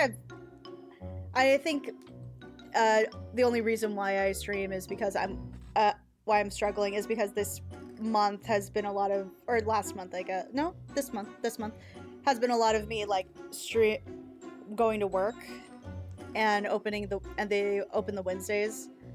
But if I can't do the Wednesday morning streams, I'll do the evening ones. And then definitely on Wednesdays or Thursdays, I'll be doing evening streams from 8 to 11. It'll be shorter, but at least I'll have something out. And then I'm sticking to the morning streams for Saturday and Sunday. And I'm sorry, I can't seem to fucking get my schedule together. It's alright. It's here. Listen. You're excused. Sir.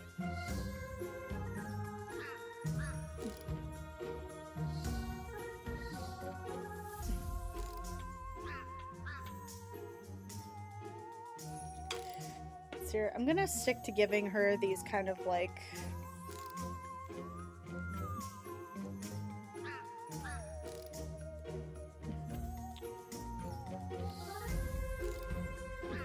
this very painterly. What's up? I'm not sure if I should have eaten that 2-day pizza. Depends. Was there mold in it? I mean, like at that stage, I can't tell. What? Did it have chicken? There's mushrooms, but no mold. There's mushrooms, but there was no mold. There was pepperoni though. Was there chicken? There was not. Okay, you're fine. But also I left it in the box like over the course of like yesterday. No, that's fine. It shouldn't affect it too bad. But also I had Mountain Dew Baja Blast. Oh, that's your real problem. I like it. It reminds me of home. But it's Baja Blast and you know it's bad! No, it's good. I love it. I love it. I love Taco Bell too. I'd eat it now if I could. Eat? What do you mean eat it? It's like, I mean eat Taco Bell, not... Oh. I was like, eat... it sounded like you were eating Baja Blast. One of these totally days gonna eat the cup. Yeah, you're gonna eat the cup. I was thinking that he was like waiting for it to be like a chunk or something. Chocolate milk? Chocolate cup? It's like a chocolate. No. It's like a chunky Baja Blast somehow. Like it's like curdled like milk for some reason. I have standards. Like, Do you though? You're eating Baja Blast. I'm not. So If you're gonna eat it, just freeze it. If you're gonna eat it, just freeze it. That's turn true. into snow cone. No, that's fair. If it can even freeze. I think it'd go flat before it like could be frozen. That's my real issue. I mean, I think that's a fair issue. I have my favorite soda right now, so that's giving me some joy right now. What's your favorite soda? It's Dr. Pepper cream soda. Hold on. That's alright. Ah, hell yeah. I think I like normal Dr. Pepper better, or at least I haven't been able to get it. I haven't been able to like. I feel like it doesn't come out quite as good as I feel like it would. Like.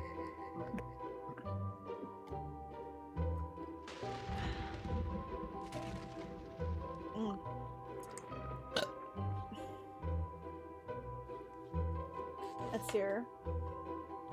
I'm like trying to do this in a very painterly style, but unfortunately for me, it still doesn't look right.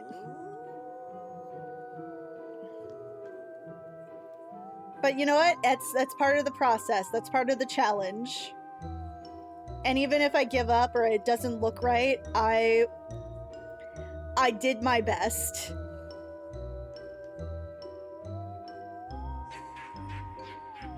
Right? That's what's important, that I did my best, right? For some, that's all anyone can do. Damn. No, I know what you're saying, and I think that's very true. The only reason why I say damn is because like if not knowing you, it would sound kind of passive aggressive.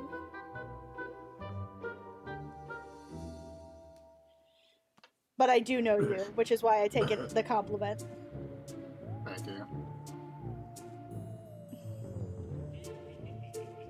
I had somebody like that once where they kind of just assumed the worst out of me. Like that's a shame. Yeah, like don't get me wrong, I understand it. I don't exactly have like the most welcoming personality for some people. I'd say like you're rather welcoming. Probably like probably more than I would be, or I don't know actually. That's the issue. I actually don't know if you're welcoming. Never mind, I take all of that back. Well, that's the thing is that what I meant to say is I don't know about myself. That's the thing is like that is like I guess like the issue with like describing like qualities to yourself or like positive or negative is that like it's not super up to you. Like I feel like there's some stuff you could like ascribe to yourself, but what actually is real is like what others think.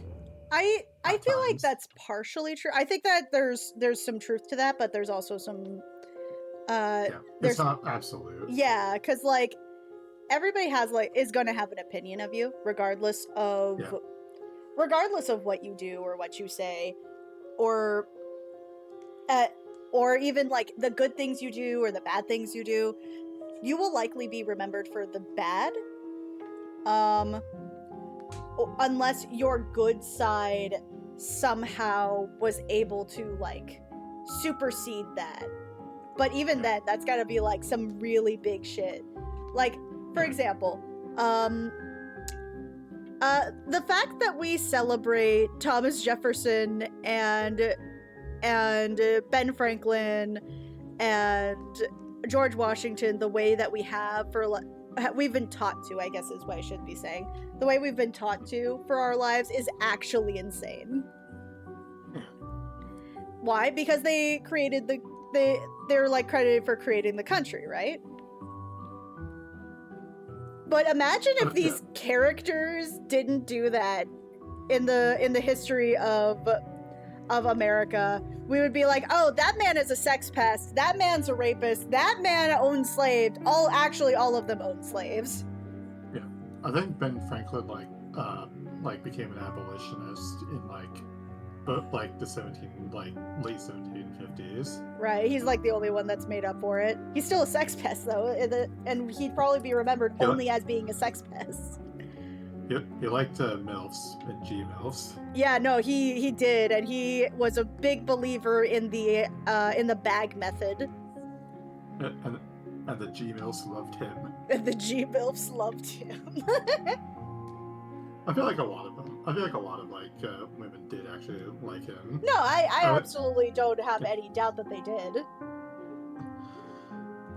But yeah, he probably would be like more on the sex pest like scale than anyone else would. He would be like nowadays if he was around, he'd probably be in like the same vein as like, I don't know, Hugh Hefner. He also has his own stuff, or did. Yeah, like the Hefners, the Epsteins. Like I feel like it would be a lot of that. I'm not sure if I'd say the Epsteins, but he definitely. I would say Hefner would be like. I would say Hefner would definitely be what's it called? Fair. Yeah. Like you'd probably have people coming out saying like they didn't really like him that much, but like he paid them. Right. I was watching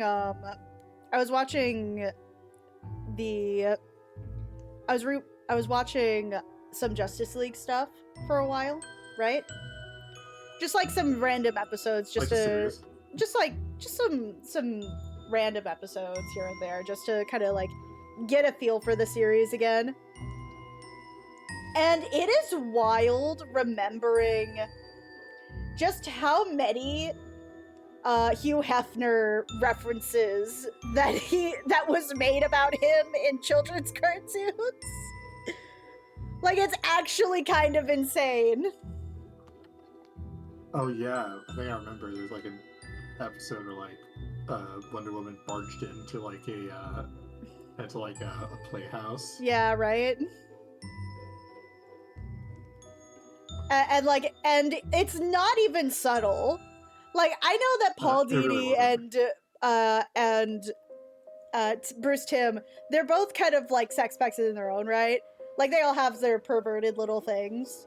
But I've always said that. Yeah. Sorry, go ahead. Yeah, well, like Paul Dini went one step too far eventually. Not IRL, but like with like the killing joke. Oh yeah. Was that Paul Dini? I thought that was Bruce Timm. I'm pretty sure it's the one. Paul Dini is the one who likes Batman and Batgirl. No, that's Bruce Timm. Or is it Bruce Timm? That's Bruce Timm. Okay, never mind. Bruce Timm crossed the line. Yeah, I think there's a lot of like. I think that it's very telling that in Bruce Timm's show of the Cape Crusader, that he was like, I'm gonna do all the things I wanted to do in the original, except for that. We are keeping away from that. Specifically that. Yeah, Bruce Timm. Yeah, Bruce Timm. Yeah.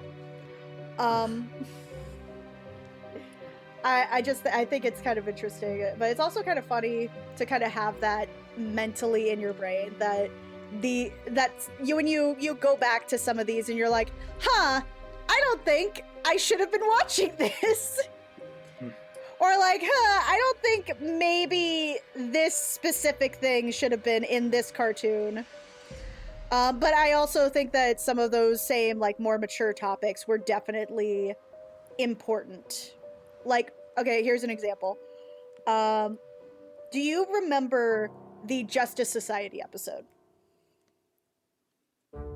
Yeah, that was with the like the sort of like 1950 heroes. Yeah, and like they're all vague references to that era in some way, shape, or form. Yeah. Like you got Black Canary, you got like the original Black Canary who, and they're all named differently so that they don't have to like explain, oh, these are actually like the Justice Society. I think they have a different name. I think Flash, like in the first episode of Justice League, was like, what are we? Some kind of super friends? I loved that one. Like that was what is this? Some kind of Suicide Squad type of bullshit. But it was like actually funny. Also, yeah. I mean, he did it first. Also, you're demonetized. Oh, what? But also you're demonetized. Why did I get demonetized? Yeah, because you said sewer slide, and not only you didn't say sewer slide. Right, forgot. Does it count if it's a reference to something? I think so. Well, actually, I don't know. Oh, it's called the JGA. Is what it's called in that universe, and instead of the Justice Guild of America. Yeah, it's the Justice Guild of America. And I'm quite surprised that like the comics version of the Justice League is still called like Justice League of America. Yeah, that's a little weird. Like I would have thought it like internationalized by now. I think the reason why is probably just because it's still kind of centered in America. And I think that at the time there was also like a big it was like post 9/11 too, so they needed like some more like connectivity to each other. Okay, hold on.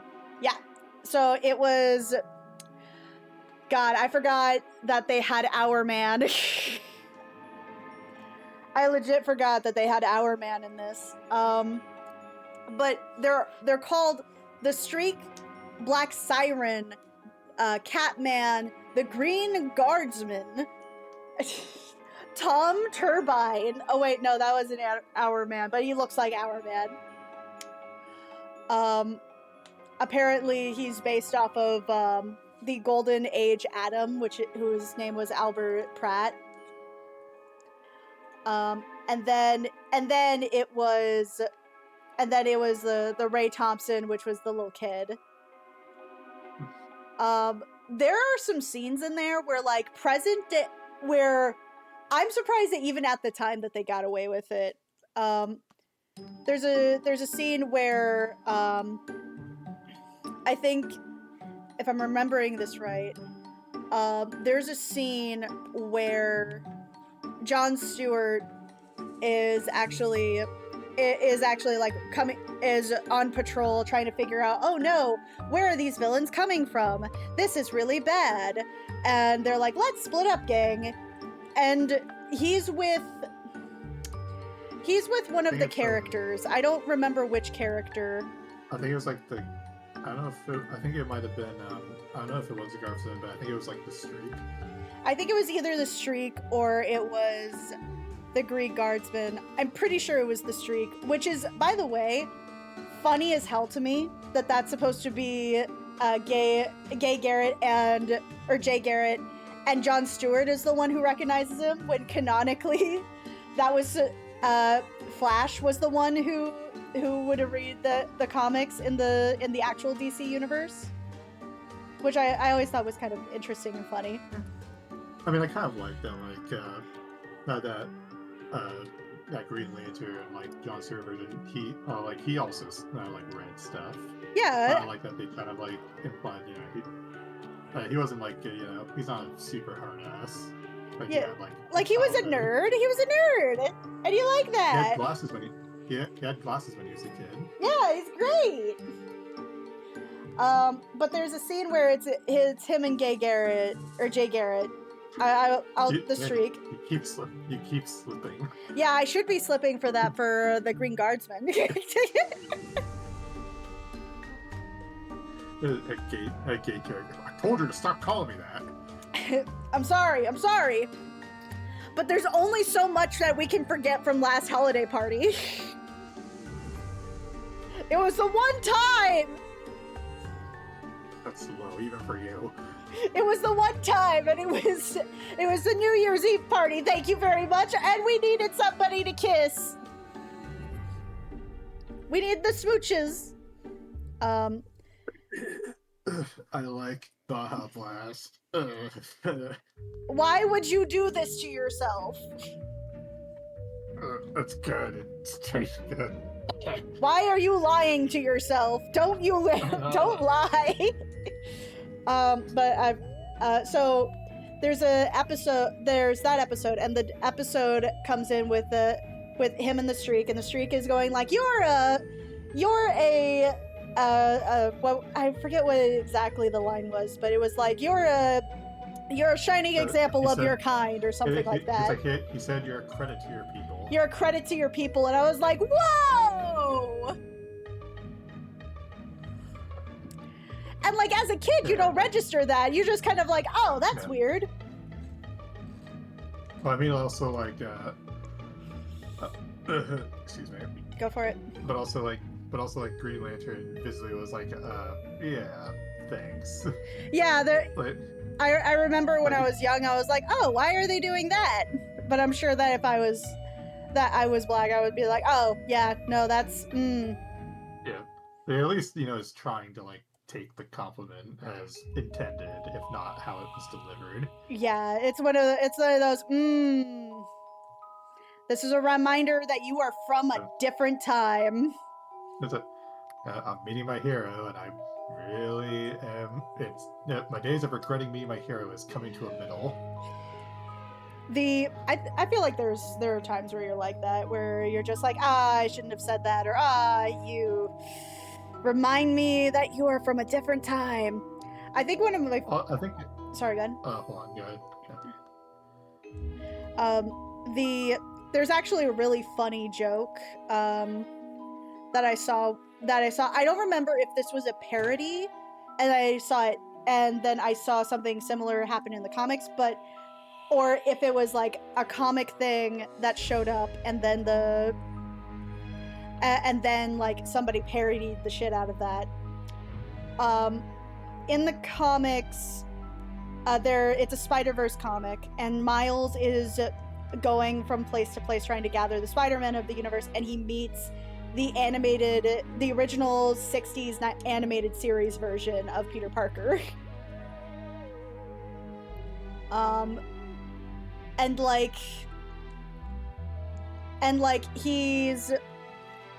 from what I remember, he's like gathering people around, and you think that it's going to go in the way that you think it's going to go. You listen, and then it's like, and then he takes off his mask, go like, actually, I'm not Peter, I'm Miles Morales, and there's a moment of pause, and you think it's going to go a certain way, and then he goes like, you're so young, though. and it does. Sorry, go ahead. I guess I really did think it was going to go a certain way. Yeah, like you think it's going to go that way, but you're like, oh, thank God, because I think part of it is because it's an easy joke. Also, I think the way it was delivered is probably like, wait, you're Spider-Man, but you're younger than me. Yeah, that was how it was delivered too. And I think those types of moments are important. Like, it doesn't necessarily have to be. You don't have to make like an older character just plain racist every time. Like, especially if they are genuinely a hero. Yeah. Like I think another really great example of that time dissonance, and it's still so funny, the take that they did for this, and wild that they did it, is in the MCU when Captain America goes in and he gives Nick Fury $1 to tip him while they meet up with Nick Fury. I think that specific moment was because I think they made a bet that like there'd be very few things in the future that would surprise him by this point. Uh-huh. And then they show the helicarrier and he like gives him the $1 because he lost the bet. Right. That's what it was. Yeah. Okay. But you take it out of context and it looks like that, and you're like, ah. Also, if he did tip him, that would probably be like a rather generous tip back in the day. That would have been a really generous, like a whole ass $1. Could you imagine? I still love the Tony Stark series where just Tony has fruit just hidden all over. Just to the point where even the director's like, where the hell are you hiding this stuff? If I recall, I think he took it from like catering or something. He just keeps stealing the goddamn.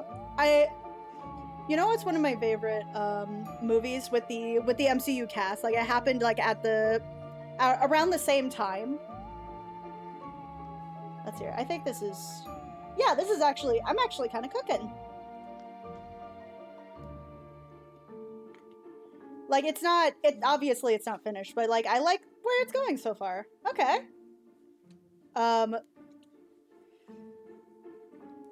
So one of my favorite movies regarding the MCU cast, without actually being an MCU movie, is a movie called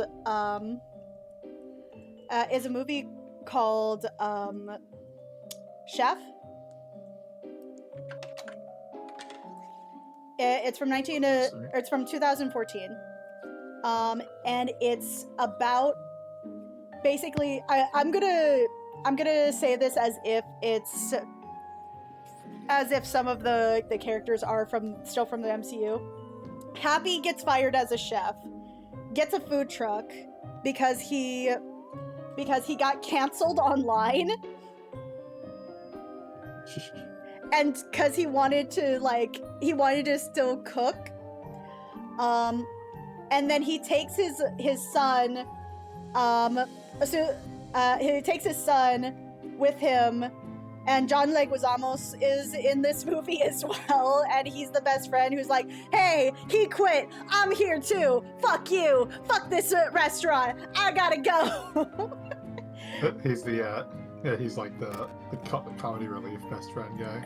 Well, that's the thing. I feel like it would be so easy to make him that, but he is such a great friend, and like it actually feels like they have like a lot of back and forth in the movie. And I think that the other part of this too, I feel like I would feel more offended if he was just the comic relief character. But he is such a good friend. He's such a good person, and you can feel in their interactions and how they talk to each other that they're like, oh no, we've been in the trenches together. If you go, I go type of mentality, and you're like, yeah, let's go. Sort of related to that, there was a I don't know if you've seen Daddy's Home, like the first one at least. Oh yeah. I love that with Marky Mark, right? Was just I love that part of the movie is just that they bring in this repair guy just to do an off-color race joke, and then he just never leaves. He just stays in the rest of the movie, and he just sort of invites himself to the rest of the main characters' lives, and he even gives a reality check to the main dad character. The point where things are kind of at their lowest point, but he gives them the reality check to do better, or to chase after what he's supposed to. And he's just this random guy who they brought in for one joke, and he just stayed in the rest of the movie, appearing in every other scene. Right. He even has a kid of his own, and he spends time with their family in the epilogue. Yeah. I feel it's just hilarious. It's just such a I love the continuity that they do. Right. I think they did for that movie. Let's hear. Have you ever watched the live-action Wonder Woman TV show from the 70s? Yes. I have not. I have. Oh. So but I didn't grow up with it. My mom grew up with it. She used to watch it with my grandpa, and he really enjoyed it. That was their show. It was that along with Columbo. I didn't grow up with either one of those shows, but I still very much appreciated their presence in my life, even if they weren't shows that were specific to me, you know? I will say that I also really when I really liked after a while, in the Justice League, because I also watched the Justice Gang from the Superman show, or not Superman show, from the movie, the latest movie, and I was so happy to hear that the Hawk Girl, while it's not the same Hawk Girl, it's the actress that was playing Hawk Girl was taking inspiration from the animated version of Hawkwoman in the show.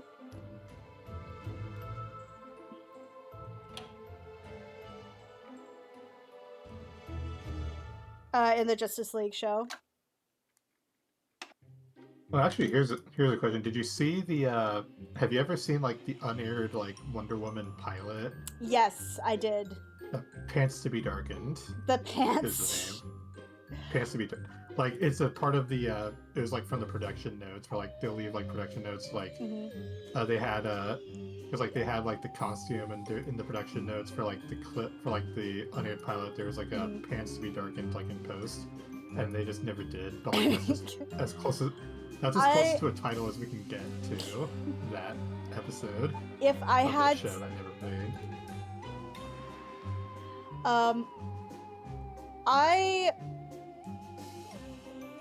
Oh my god, I just found something that I actually want to do, but I don't think but I might save this for, I might save these for when I'm doing, if I end up doing the Lewd November thing, which is what I'm calling it. I'm not gonna call it Nonstop Nut November, because it's too many goddamn words. It's too many letters. It's too many syllables.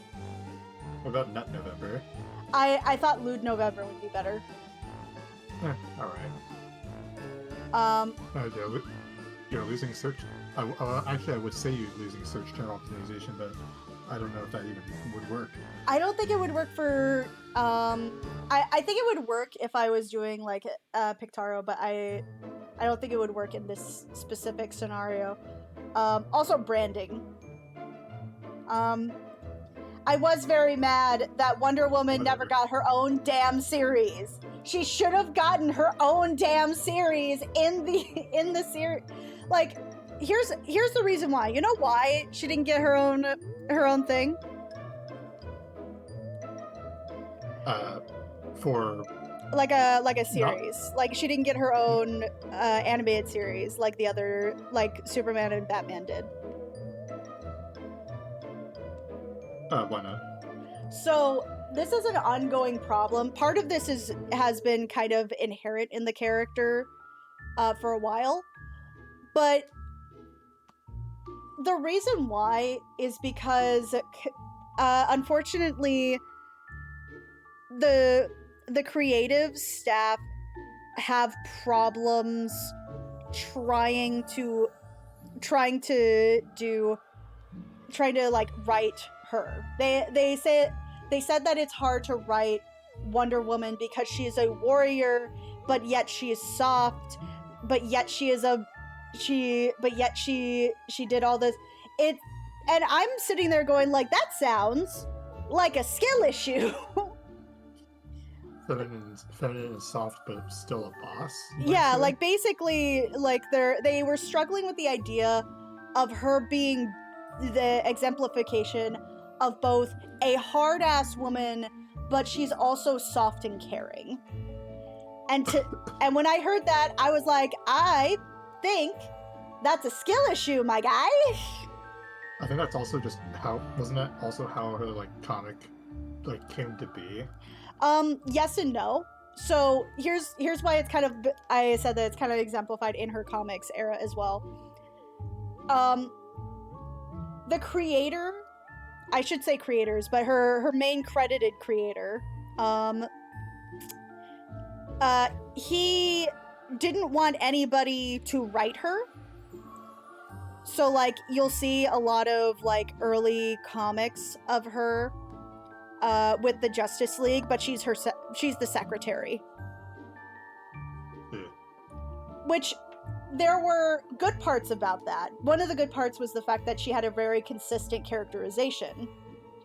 The problem with that is that she didn't get to be written by anybody else, and therefore no one else knew how to write her. So once the actual creator died, wasn't written by any of his partners because his wife and his mistress, they got along, but they weren't writers themselves. Yeah. Oh yeah, fun fact. I think they like didn't they like marry like after he had died? They did not marry. But they stayed together, I think. They stayed together, yes. They were still very, very close. His wife was also a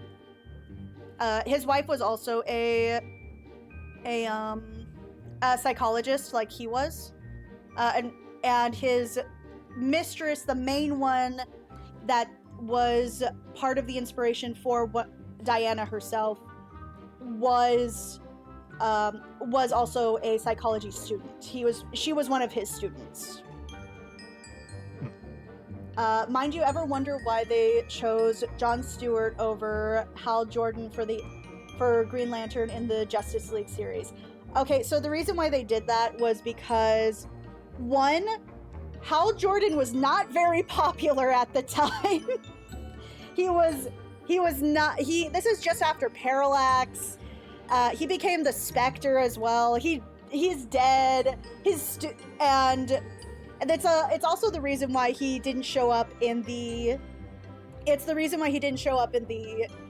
Superman series either. The reason why they chose Jon Stewart specifically was because Jon Stewart, one, was one of the lesser known Green Lanterns, and they wanted to exemplify more DC characters, but also they just, generally speaking, they didn't want to do Guy Gardner, and just Hal Jordan was an easier choice, so they were like, no, I want to challenge myself. But apparently you don't want to challenge yourself with fucking Diana, but I'm not bitter. I'm not bitter. I'm very bitter. I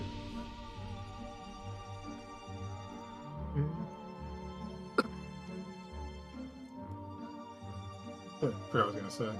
But it seems like, yeah. Ethnic diversity is, I don't think it's a big part of it. The bigger part that they were focusing on, at least reportedly, was not ethnic diversity. It's that they wanted to push a different character than Hal Jordan. And at the time, Hal Jordan was predominantly written by white men. And so he was this kind of stereotype. But I believe in the 90s he got like a redesign, he got a redo, and they decided, okay, let's use this version of the character. Yeah, I think, like, honestly, I think that Jon Stewart is the one I grew up with. Yes. Now that I think about it. And I wouldn't be surprised. Like, the Justice League cartoon was really big, and just all of the comic stuff is just really big in general. Like, for people that grew up in, like, the early 2000s, the 90s. You know what? One of the... Let's hear it. When you think about it, it's not really when you think about it. I understand the idea of, like, oh, ethnic diversity in what you watch. But in this particular case, that wasn't really the intention. At least as far as I know. I'd have to do more research, and I'm not the person to talk about this type of topic with confidence outside of my own heritage, which is Latina. I'm Latina, but I also understand that I didn't grow up with the type of experience that I think that a lot of other people in my specific scenario would have, because I would be considered an Osabo, which basically means that I didn't grow up with speaking a lot of Spanish, having a lot of that culture in my life. And for some people that's different. For me, that means that I didn't really learn Spanish very well, and it was I think part of it was a survival skill. The other part was a lot of stuff that I found out that I don't want to talk about on stream.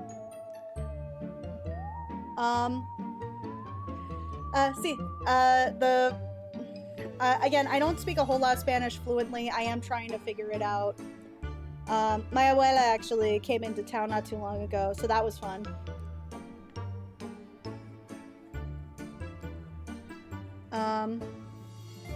And I don't talk about it very often because I don't want... Because I feel like I have that imposter syndrome of, like, not feeling like I am but I know that I am. Like my abuela is Mexican. My abuelo is Portuguese, but he also came in with Puerto Rican. Came in through his family came in through Puerto Rico, and that kind of got mixed in.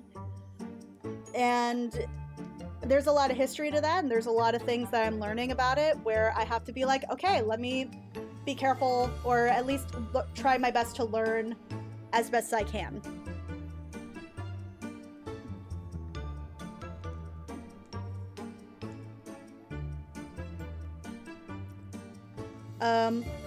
I don't talk about it very often because I think that, because I don't want to promote myself as that, and then people kind of look at me and go like, no, you're not.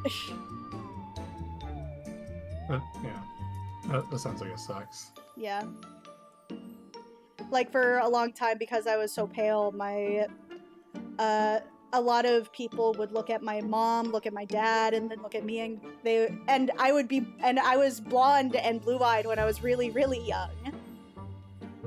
So, people would be like, oh, he doesn't know, even though I 100% look like my dad. And my sister looks like my dad, too. Like, probably, like, facially, like, if I had to guess. For me, facially, for my sister, it's very much a vibe.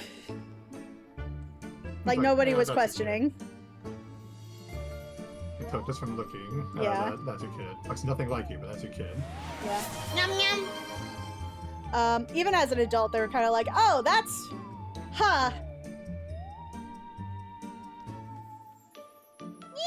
I get the boops too. On a yeah. more lighthearted topic, I don't know if you remember back in like college, I said like, you know, some people like consider me, some people look at me and think I'm Mexican, and you were like, you're not? Yeah, I remember that. I think it was just because you were so tan at the time. I'm kind of getting it back, I feel like. I've been walking more often. I don't know, I've kind of missed it. But you'd be surprised how light you get when you sit in your apartment and do nothing. Gee, I don't know, because it's just, this is the default, my guy. Man, I don't know what that's like.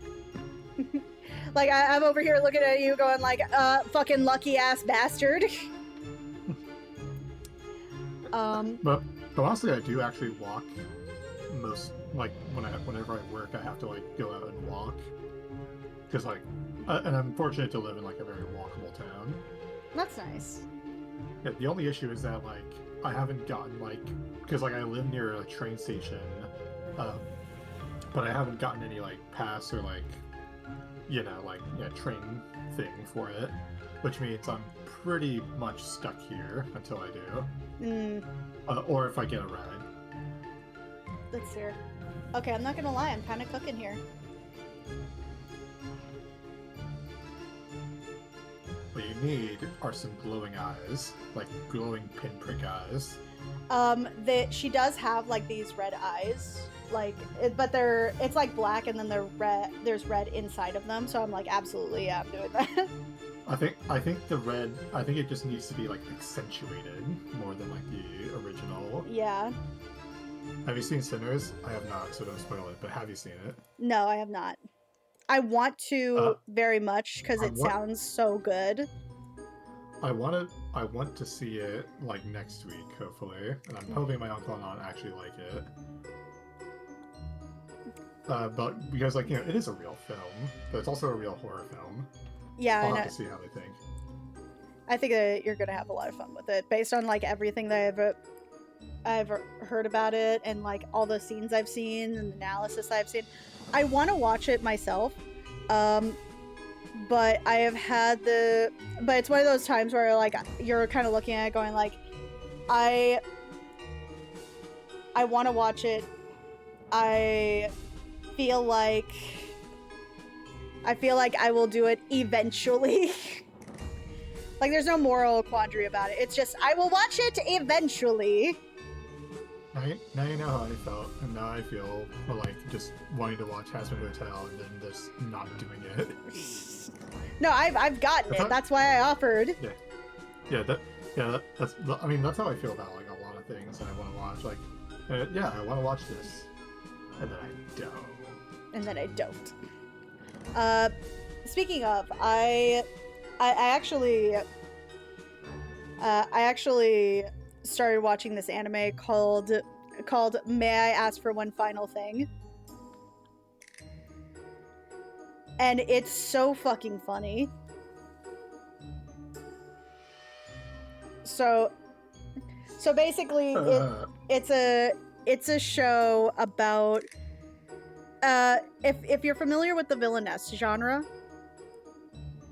Are you familiar with that at all, or the genre? The genre of villain, like it's kind of in the same realm as like isekais. Well, like it's just about you're watching like a villainess. So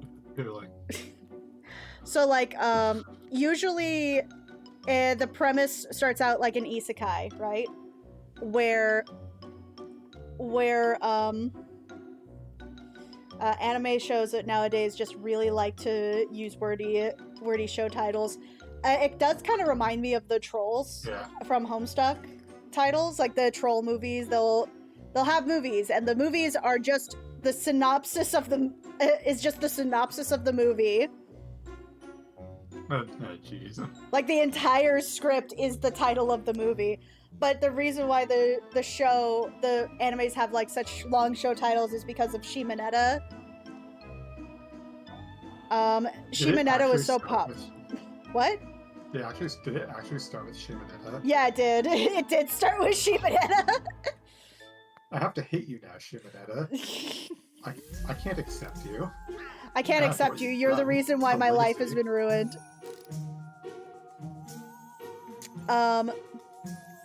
So, Shimonetta was so popular with the long title. They were like, "Oh, clearly this is the reason why this show is popular, because it's got such an identifiable title." And so ever since then, there's like a lot of them that do have like really long titles.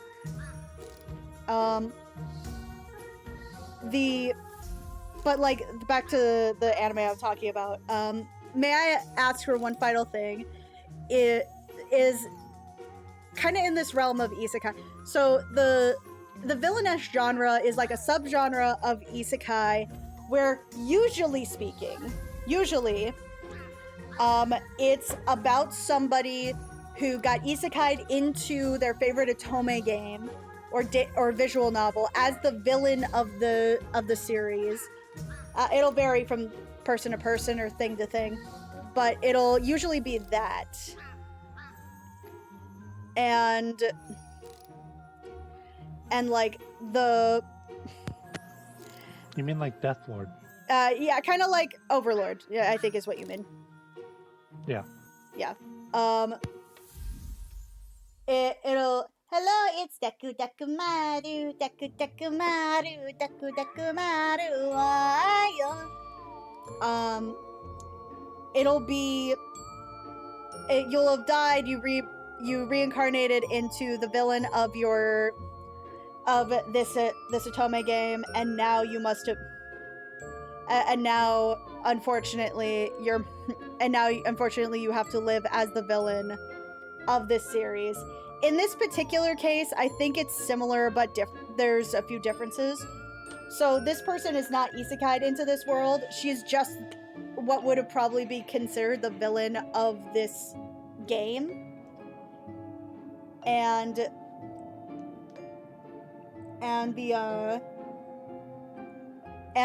as the main character, she's like very prim, proper, posh, and as she's very prim, proper, and posh, she just wants to beat the ever-loving shit out of people,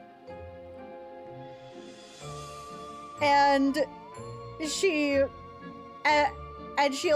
say just like the most out-of-pocket shit, where she'll be like, in the very first episode, her brother goes like, "What happened here?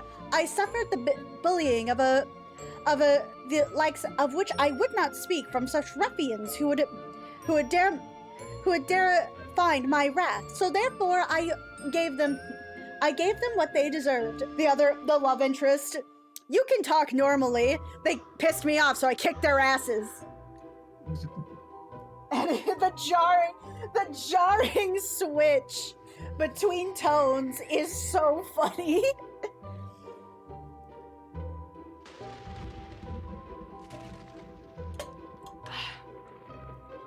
I said I need help with my groceries. What'd she actually say? I said hello, she said goodbye. Right, exactly the same. Okay, I'm not gonna lie. I really like the way this is turning out so far. I'm doing it! I'm doing it! I think one of the things you'll really need is probably like a really dark background. I was thinking about that. Definitely not red. I could see maybe like a darker orange or brown. I almost would say like more closer to black. I would, but her hair is already super black. I know. That's what makes it. I mean, it does have some contrast in it already. Yeah, but like I would need to put some like stuff around the background. Maybe like a gradient. I could see like a. We could play with it. Let me just get this done first.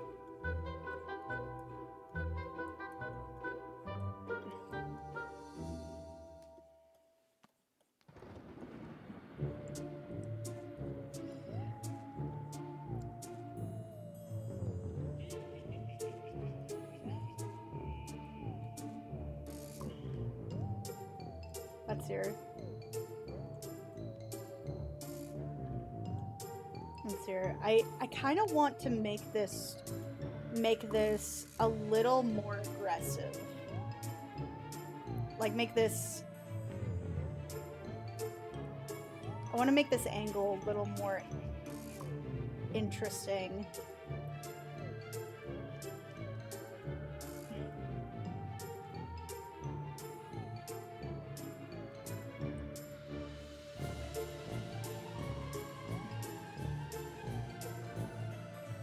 Yeah, I think I like that. I like that a lot.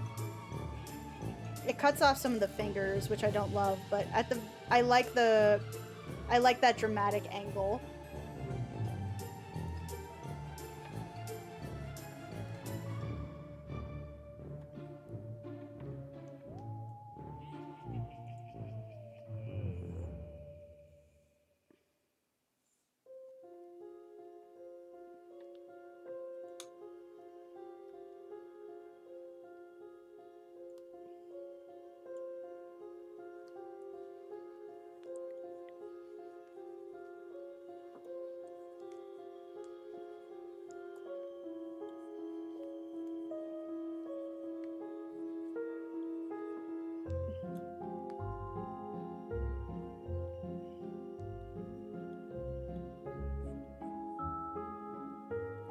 There we go.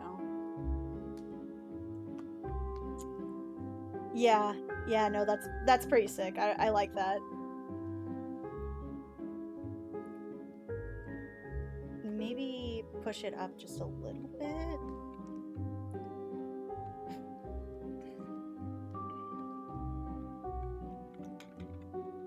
There we go.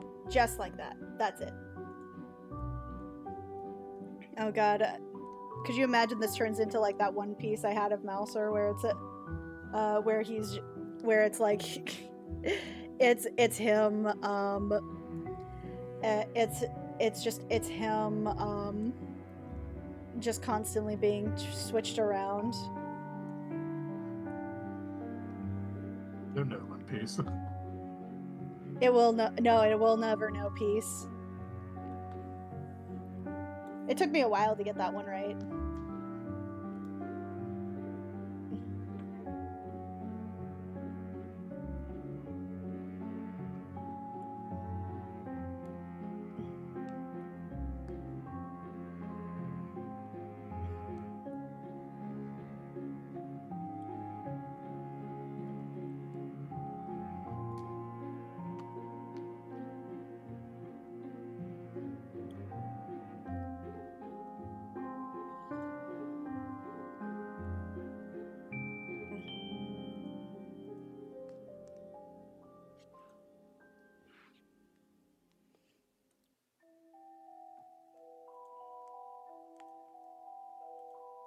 Okay, let's try to even this out a little more.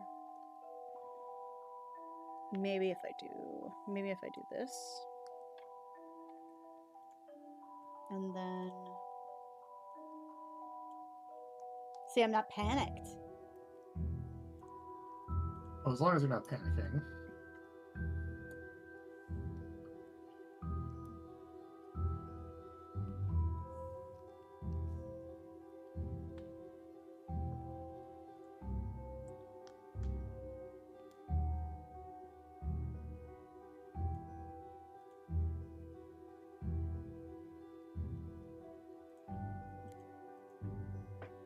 Okay, there we go.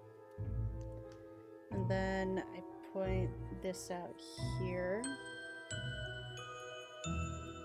And then...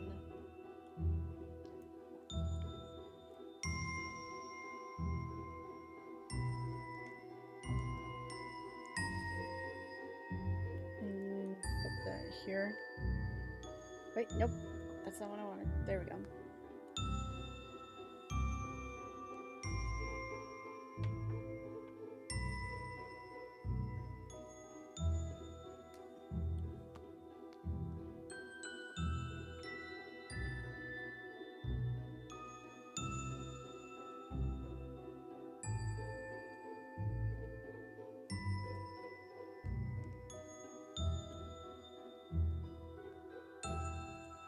There we go.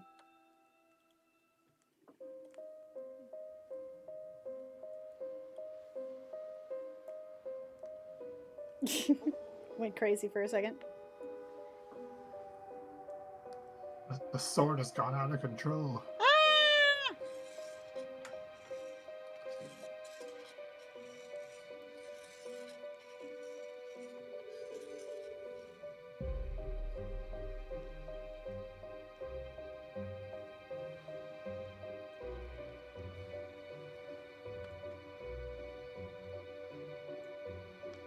There we go.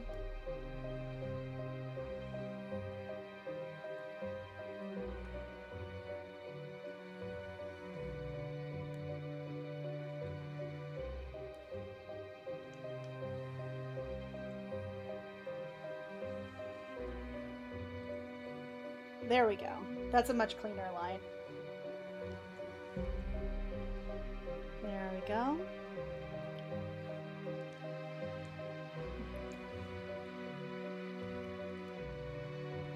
Alright. And then just to muck up the background a little bit. I can't believe it's almost 11 right now. I feel like I only just got started. Let's do... I think you said you took a while to do something, or...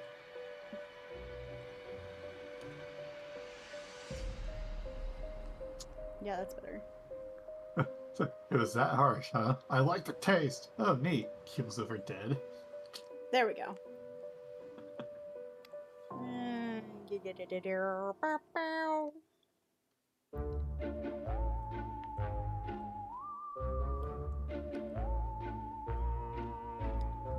Oh, let's try this actually.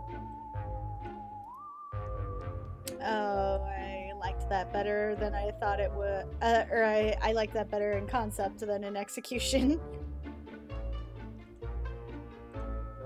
Like looking at it now, going like, ah, ugh.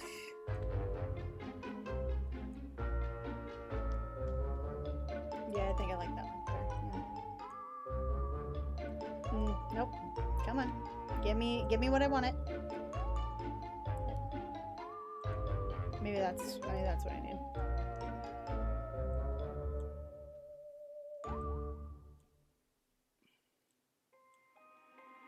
There we go.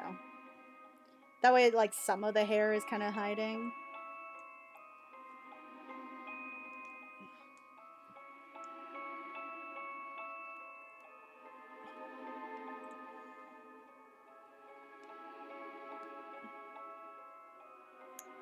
Here. I think I'm gonna do something different with how I do this, and a lot of it is gonna come from just me, like, making this swish I'll make it swish, swish, swish, swish. And I need to make it sharp.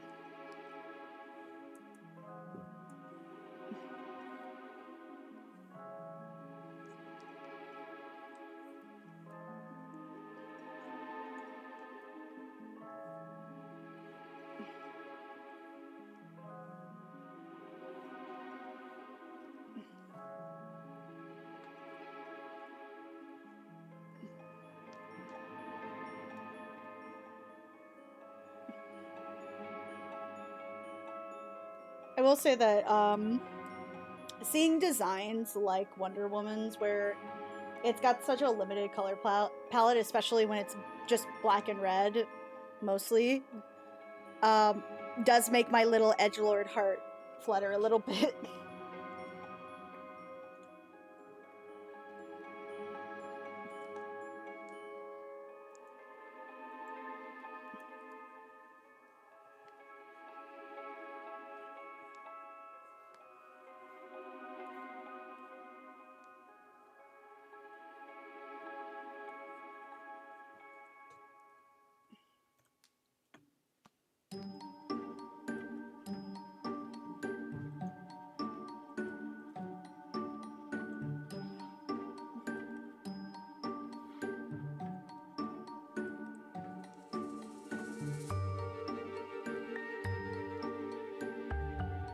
I don't know if this is quite reading Vampire the Masquerade, though. It kind of reads more like Hades. Yeah. And part of it could just be the armor, part of it could just be, like, me referencing the comic too much. Maybe. I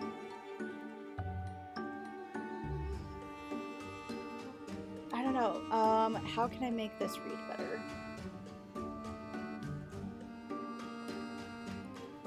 Let me look at Vampire the Masquerade again real quick. Let's see.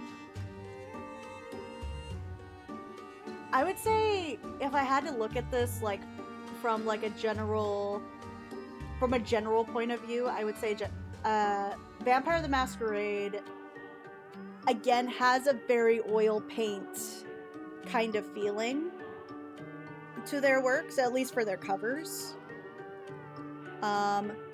Or it just kind of looks photorealistic vampire. Yeah. I think we talked about this before, where it's like, Vampire the Masquerade is just vampires. Yeah, that's the art style. That's what I said. Like, the art style is vampire. It must have vampires. Yeah. So. You need glowing eyes and you need sharp teeth. But I don't want to make Wonder Woman a vampire. I want to invoke the feeling of Vampire the Masquerade. I feel like Vampire the Masquerade, the feeling is invoked with vampires.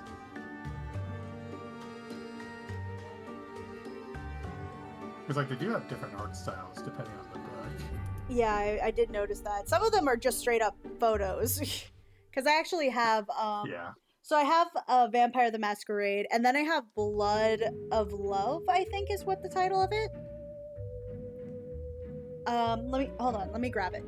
I feel like this art style from like one of the books. This is the type of art style shown at least in TV tropes. Bloodstained Love. That's what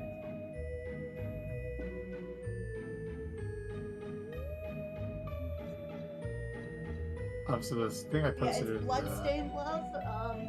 It is, and honestly, it's just a photo of two women in front of what I assume is a window with an aberration filter over it. So what I posted in the general chat stream, in the stream chat, is this is the art style that's used in like it's at least what's shown in TV tropes. The top right one, at least. Okay, let me.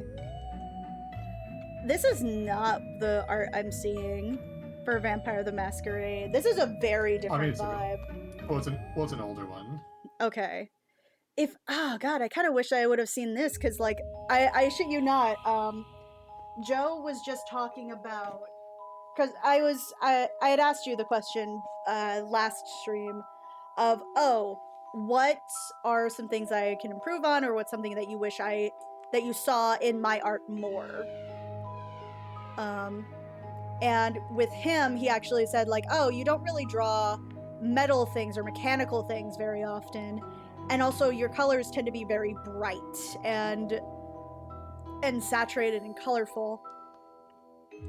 And I'm like, and he was going like, oh, why don't you try like a monochromatic or a limited art style? I was like, or a limited color scheme, and I'm like, oh, yeah, no, I haven't done that in a while.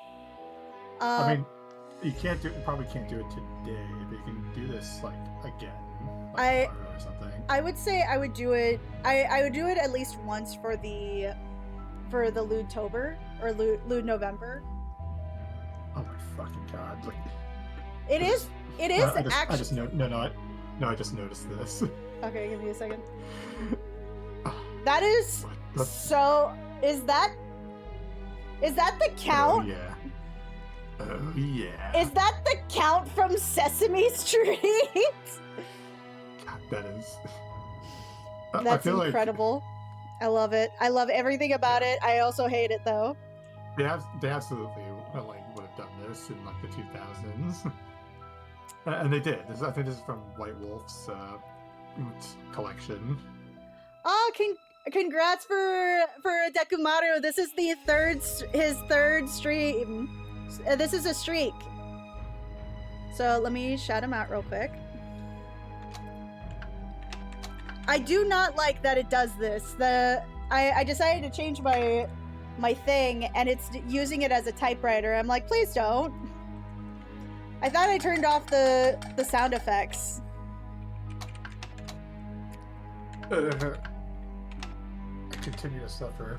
Though, to be fair, I'm pretty sure this is talking.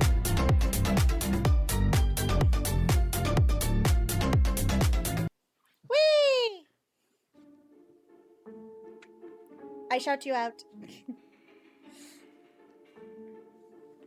I'm calling you out. I do the shout outs.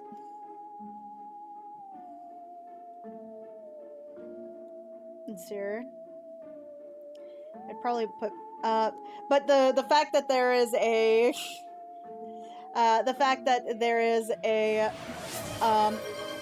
thank you for gifting the tier sub. Yay!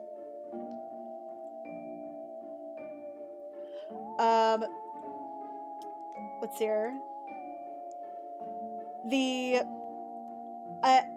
The fact that there is a Von Count shirt in this style is incredible. It does also kind of remind me of Crow, if that makes sense. Like the Crow, as in Brandon Lee. Yeah. Like specifically the comic, because if you've seen the comic, it does kind of have this kind of feeling to it. I mean, I haven't seen either the movie or the comic. So have you not seen the movie? I haven't, no. Wow, okay. I guess, like, it's one of those movies where I'm like, you haven't seen the movie? You know what I mean? But you haven't seen that? You haven't. You repeat it like 3 times, hoping that they heard you wrong. So what I'm seeing a lot for these, a lot of them like to use like this kind of oil paint kind of feeling, like oil or acrylic, or photographs, just straight up photographs. They're an RPG writing company. They have to like do some stuff. I will say, like the black and white thing, I think was also when they're not doing in the artwork that I didn't show, it kind of seemed more like what Cyberpunk was doing or what Traveler was doing. Like, so the Count Von Count shirt guy, it definitely has like the aesthetics of like, you know, the emo, like, you know, vampire style. But like if it was like a different subject, it probably would be more along the lines of like what other RPG companies were doing, like Mongoose Traveler 1 had a sort of black and white art style. Because it was like the first one, they were like trying to make it so that it was a bit more what's the word? Well, no, like I'm just saying, like that's just how RPG art kind of looked back in the day.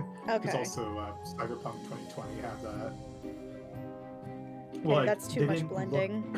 They didn't look like Vampire the Masquerade because Vampire the Masquerade was all about, you know, the hair, the leather.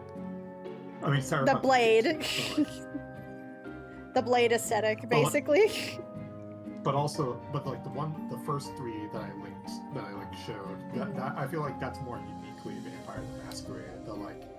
The obscured in shadow and like monochromatic, but like evocative of blood. Yeah. That sort of thing. No, I getcha. Like the top right one especially is like what I think like that's the image for like TV tropes that they use, because like it is so evocative. Like that's more uniquely Vampire the Masquerade, whereas like the Count Von Count picture, as hilarious as it is, like I feel like that's where it mostly get like it's the subject matter that gives it its identity. That's more of like the vampire style. Whereas like but if it was about if you showed anyone else like as the subject, it would have been like any other RPG. Right. But you know it's Vampire the Masquerade because like it has that guy on it. Because it's the vampires. It's less about the style and more about the subject. If I were to like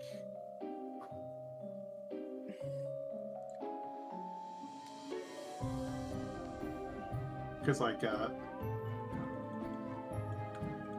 what a pain. Mongoose Traveler 2, the second edition, is so popular that now there's like now it's just full of that art. Okay, I think I like this blend a bit more, but I like this blender a bit more, but I do think that it's taking away a lot of the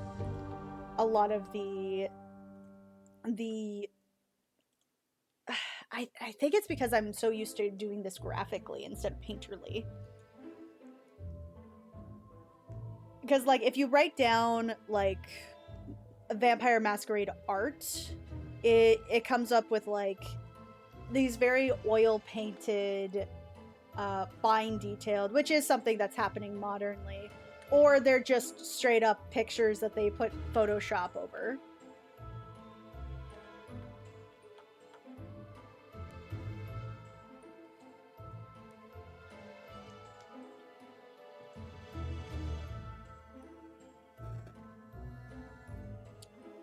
Here.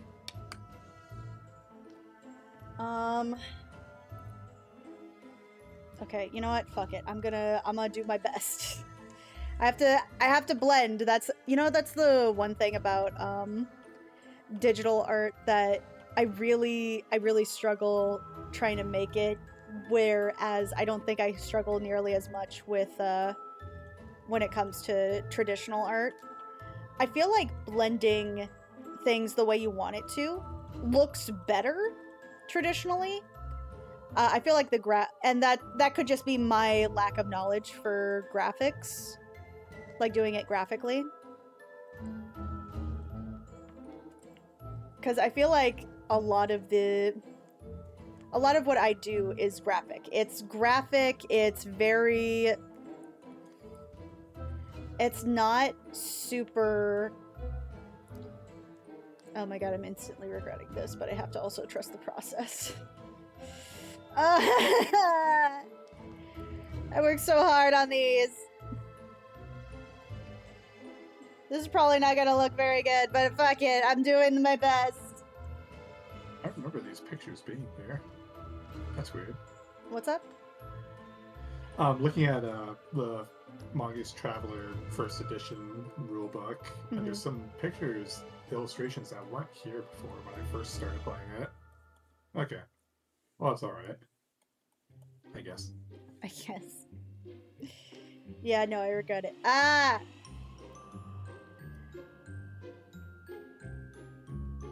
Okay.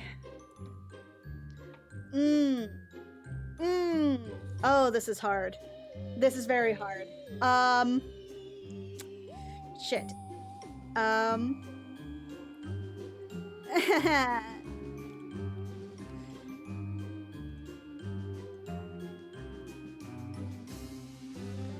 Okay. Snipping tool. Again, this might 100% be like just me not knowing how to combine things properly.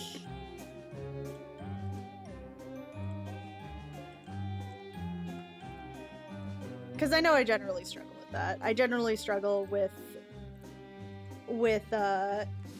making my traditional pieces or my digital pieces look like my traditional pieces. And I know that's a struggle for me.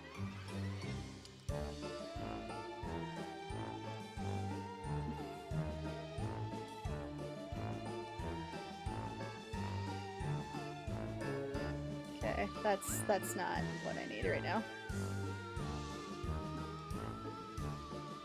Nope, that's not what I need either.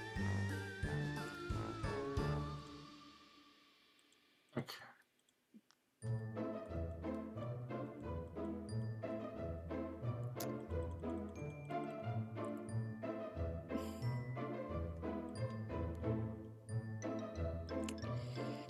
Alright, let's see. What can I do? I need it to blend. I know that. I need some of this to blend. But I also don't want it to blend. Because I worked really hard on these finer details. But it has to blend. Ah! Trust the process. Trust the process.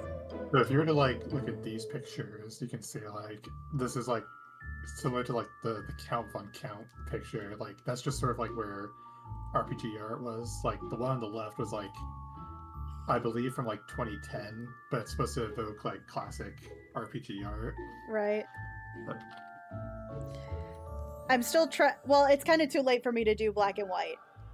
well, yeah, but like not today, but like some other time. I think it's actually like 2008 that one on the left was. So the type of feeling I'm invoking is specifically from the latest edition of Vampire the Masquerade and the Courtiers of New York, as well as Bloodlines 2 and Shadows of New York.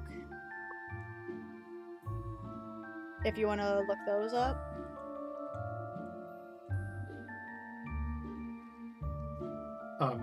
Like, what was it evoking? I was trying to invoke. Again, let me look at the things I was looking at again. Okay.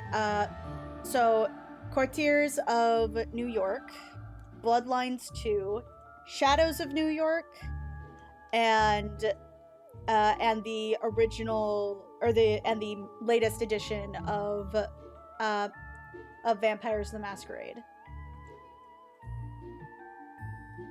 I did see another one that had more of a style that I'm familiar with, but I wanted to challenge myself, unfortunately.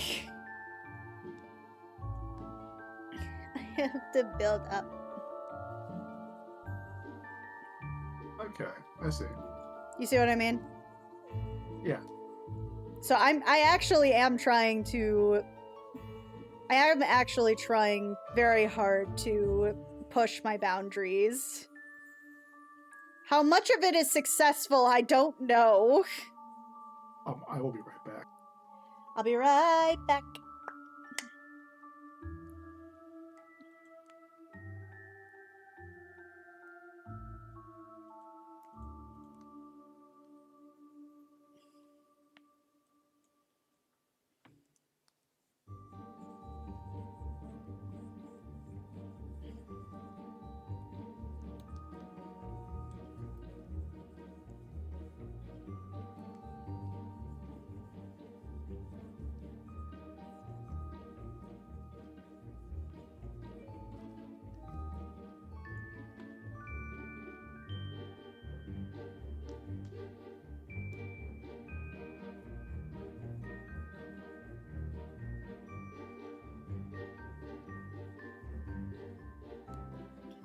Okay, there we go.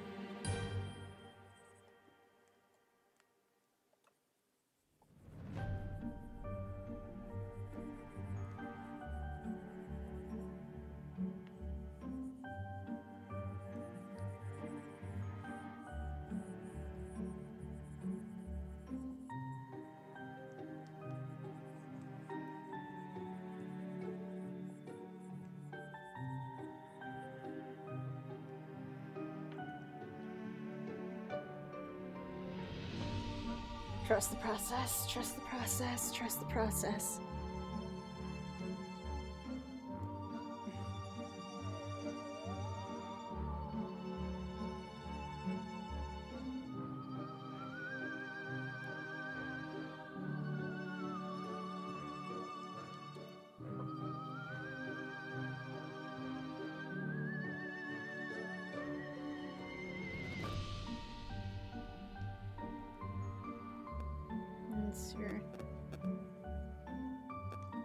Thank you for your words of encouragement, Idea Maker.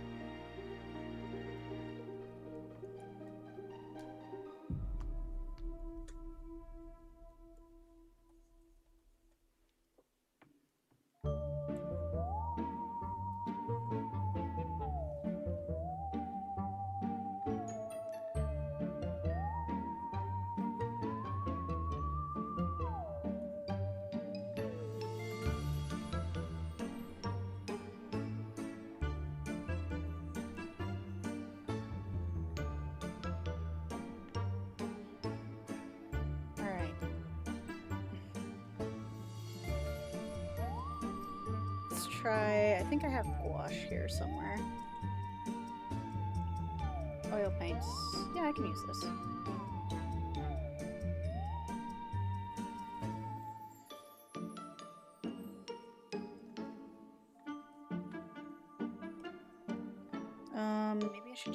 couple.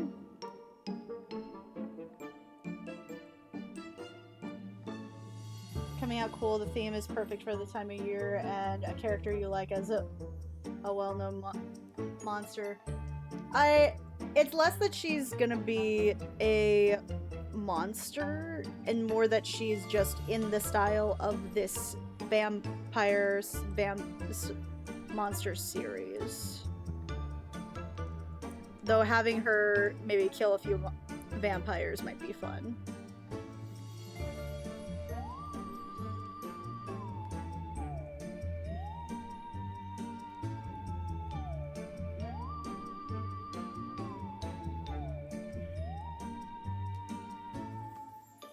Oh, okay.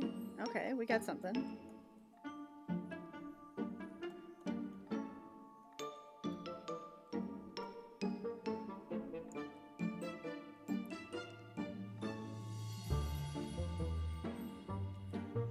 Okay, it's a heavy stretch. Maybe not quite that much. A little more. There we go.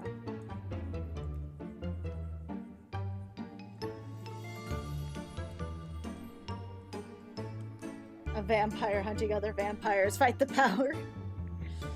Alright. Maybe I can do this. Maybe I can do this. I can do this. I can do this. I can do this. This is gonna be fun.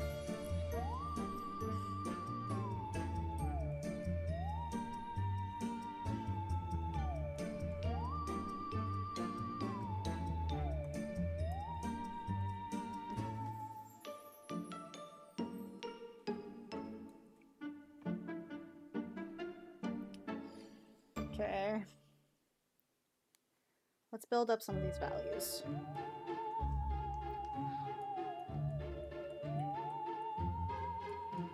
Okay, wait. Is this the brush that they're using?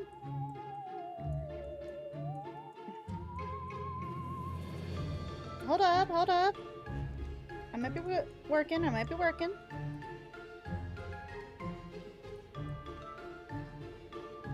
Okay.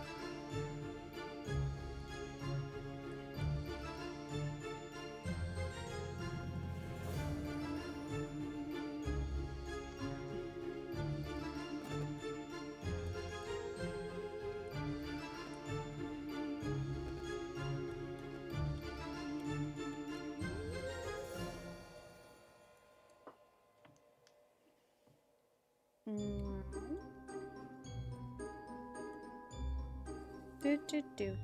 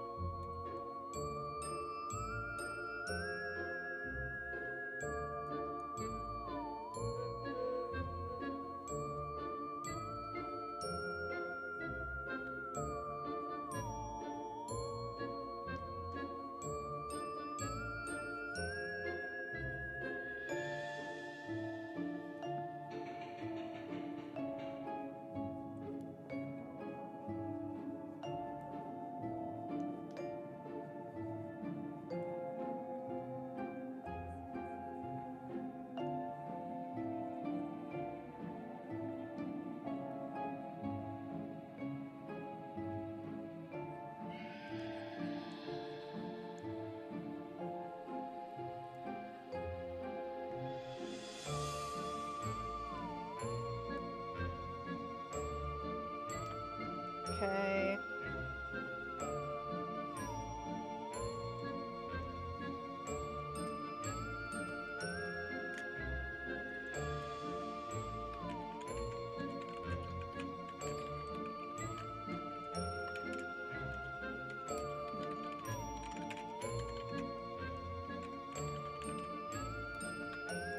All right, so it's at the 4-hour mark. Let's get to rating people. All right, so let's see what we got here. Let's raid. Let's raid Vix Argry. They're currently doing some spooky girls and situations. And today is going to be Lady Devimon. So for you Digimon fans, I hope you guys have fun, be safe, have a wonderful day, and I hope to cause a little chaos in my name, guys. See ya! Let's see here. Let's get that rating going. And All right, let's go.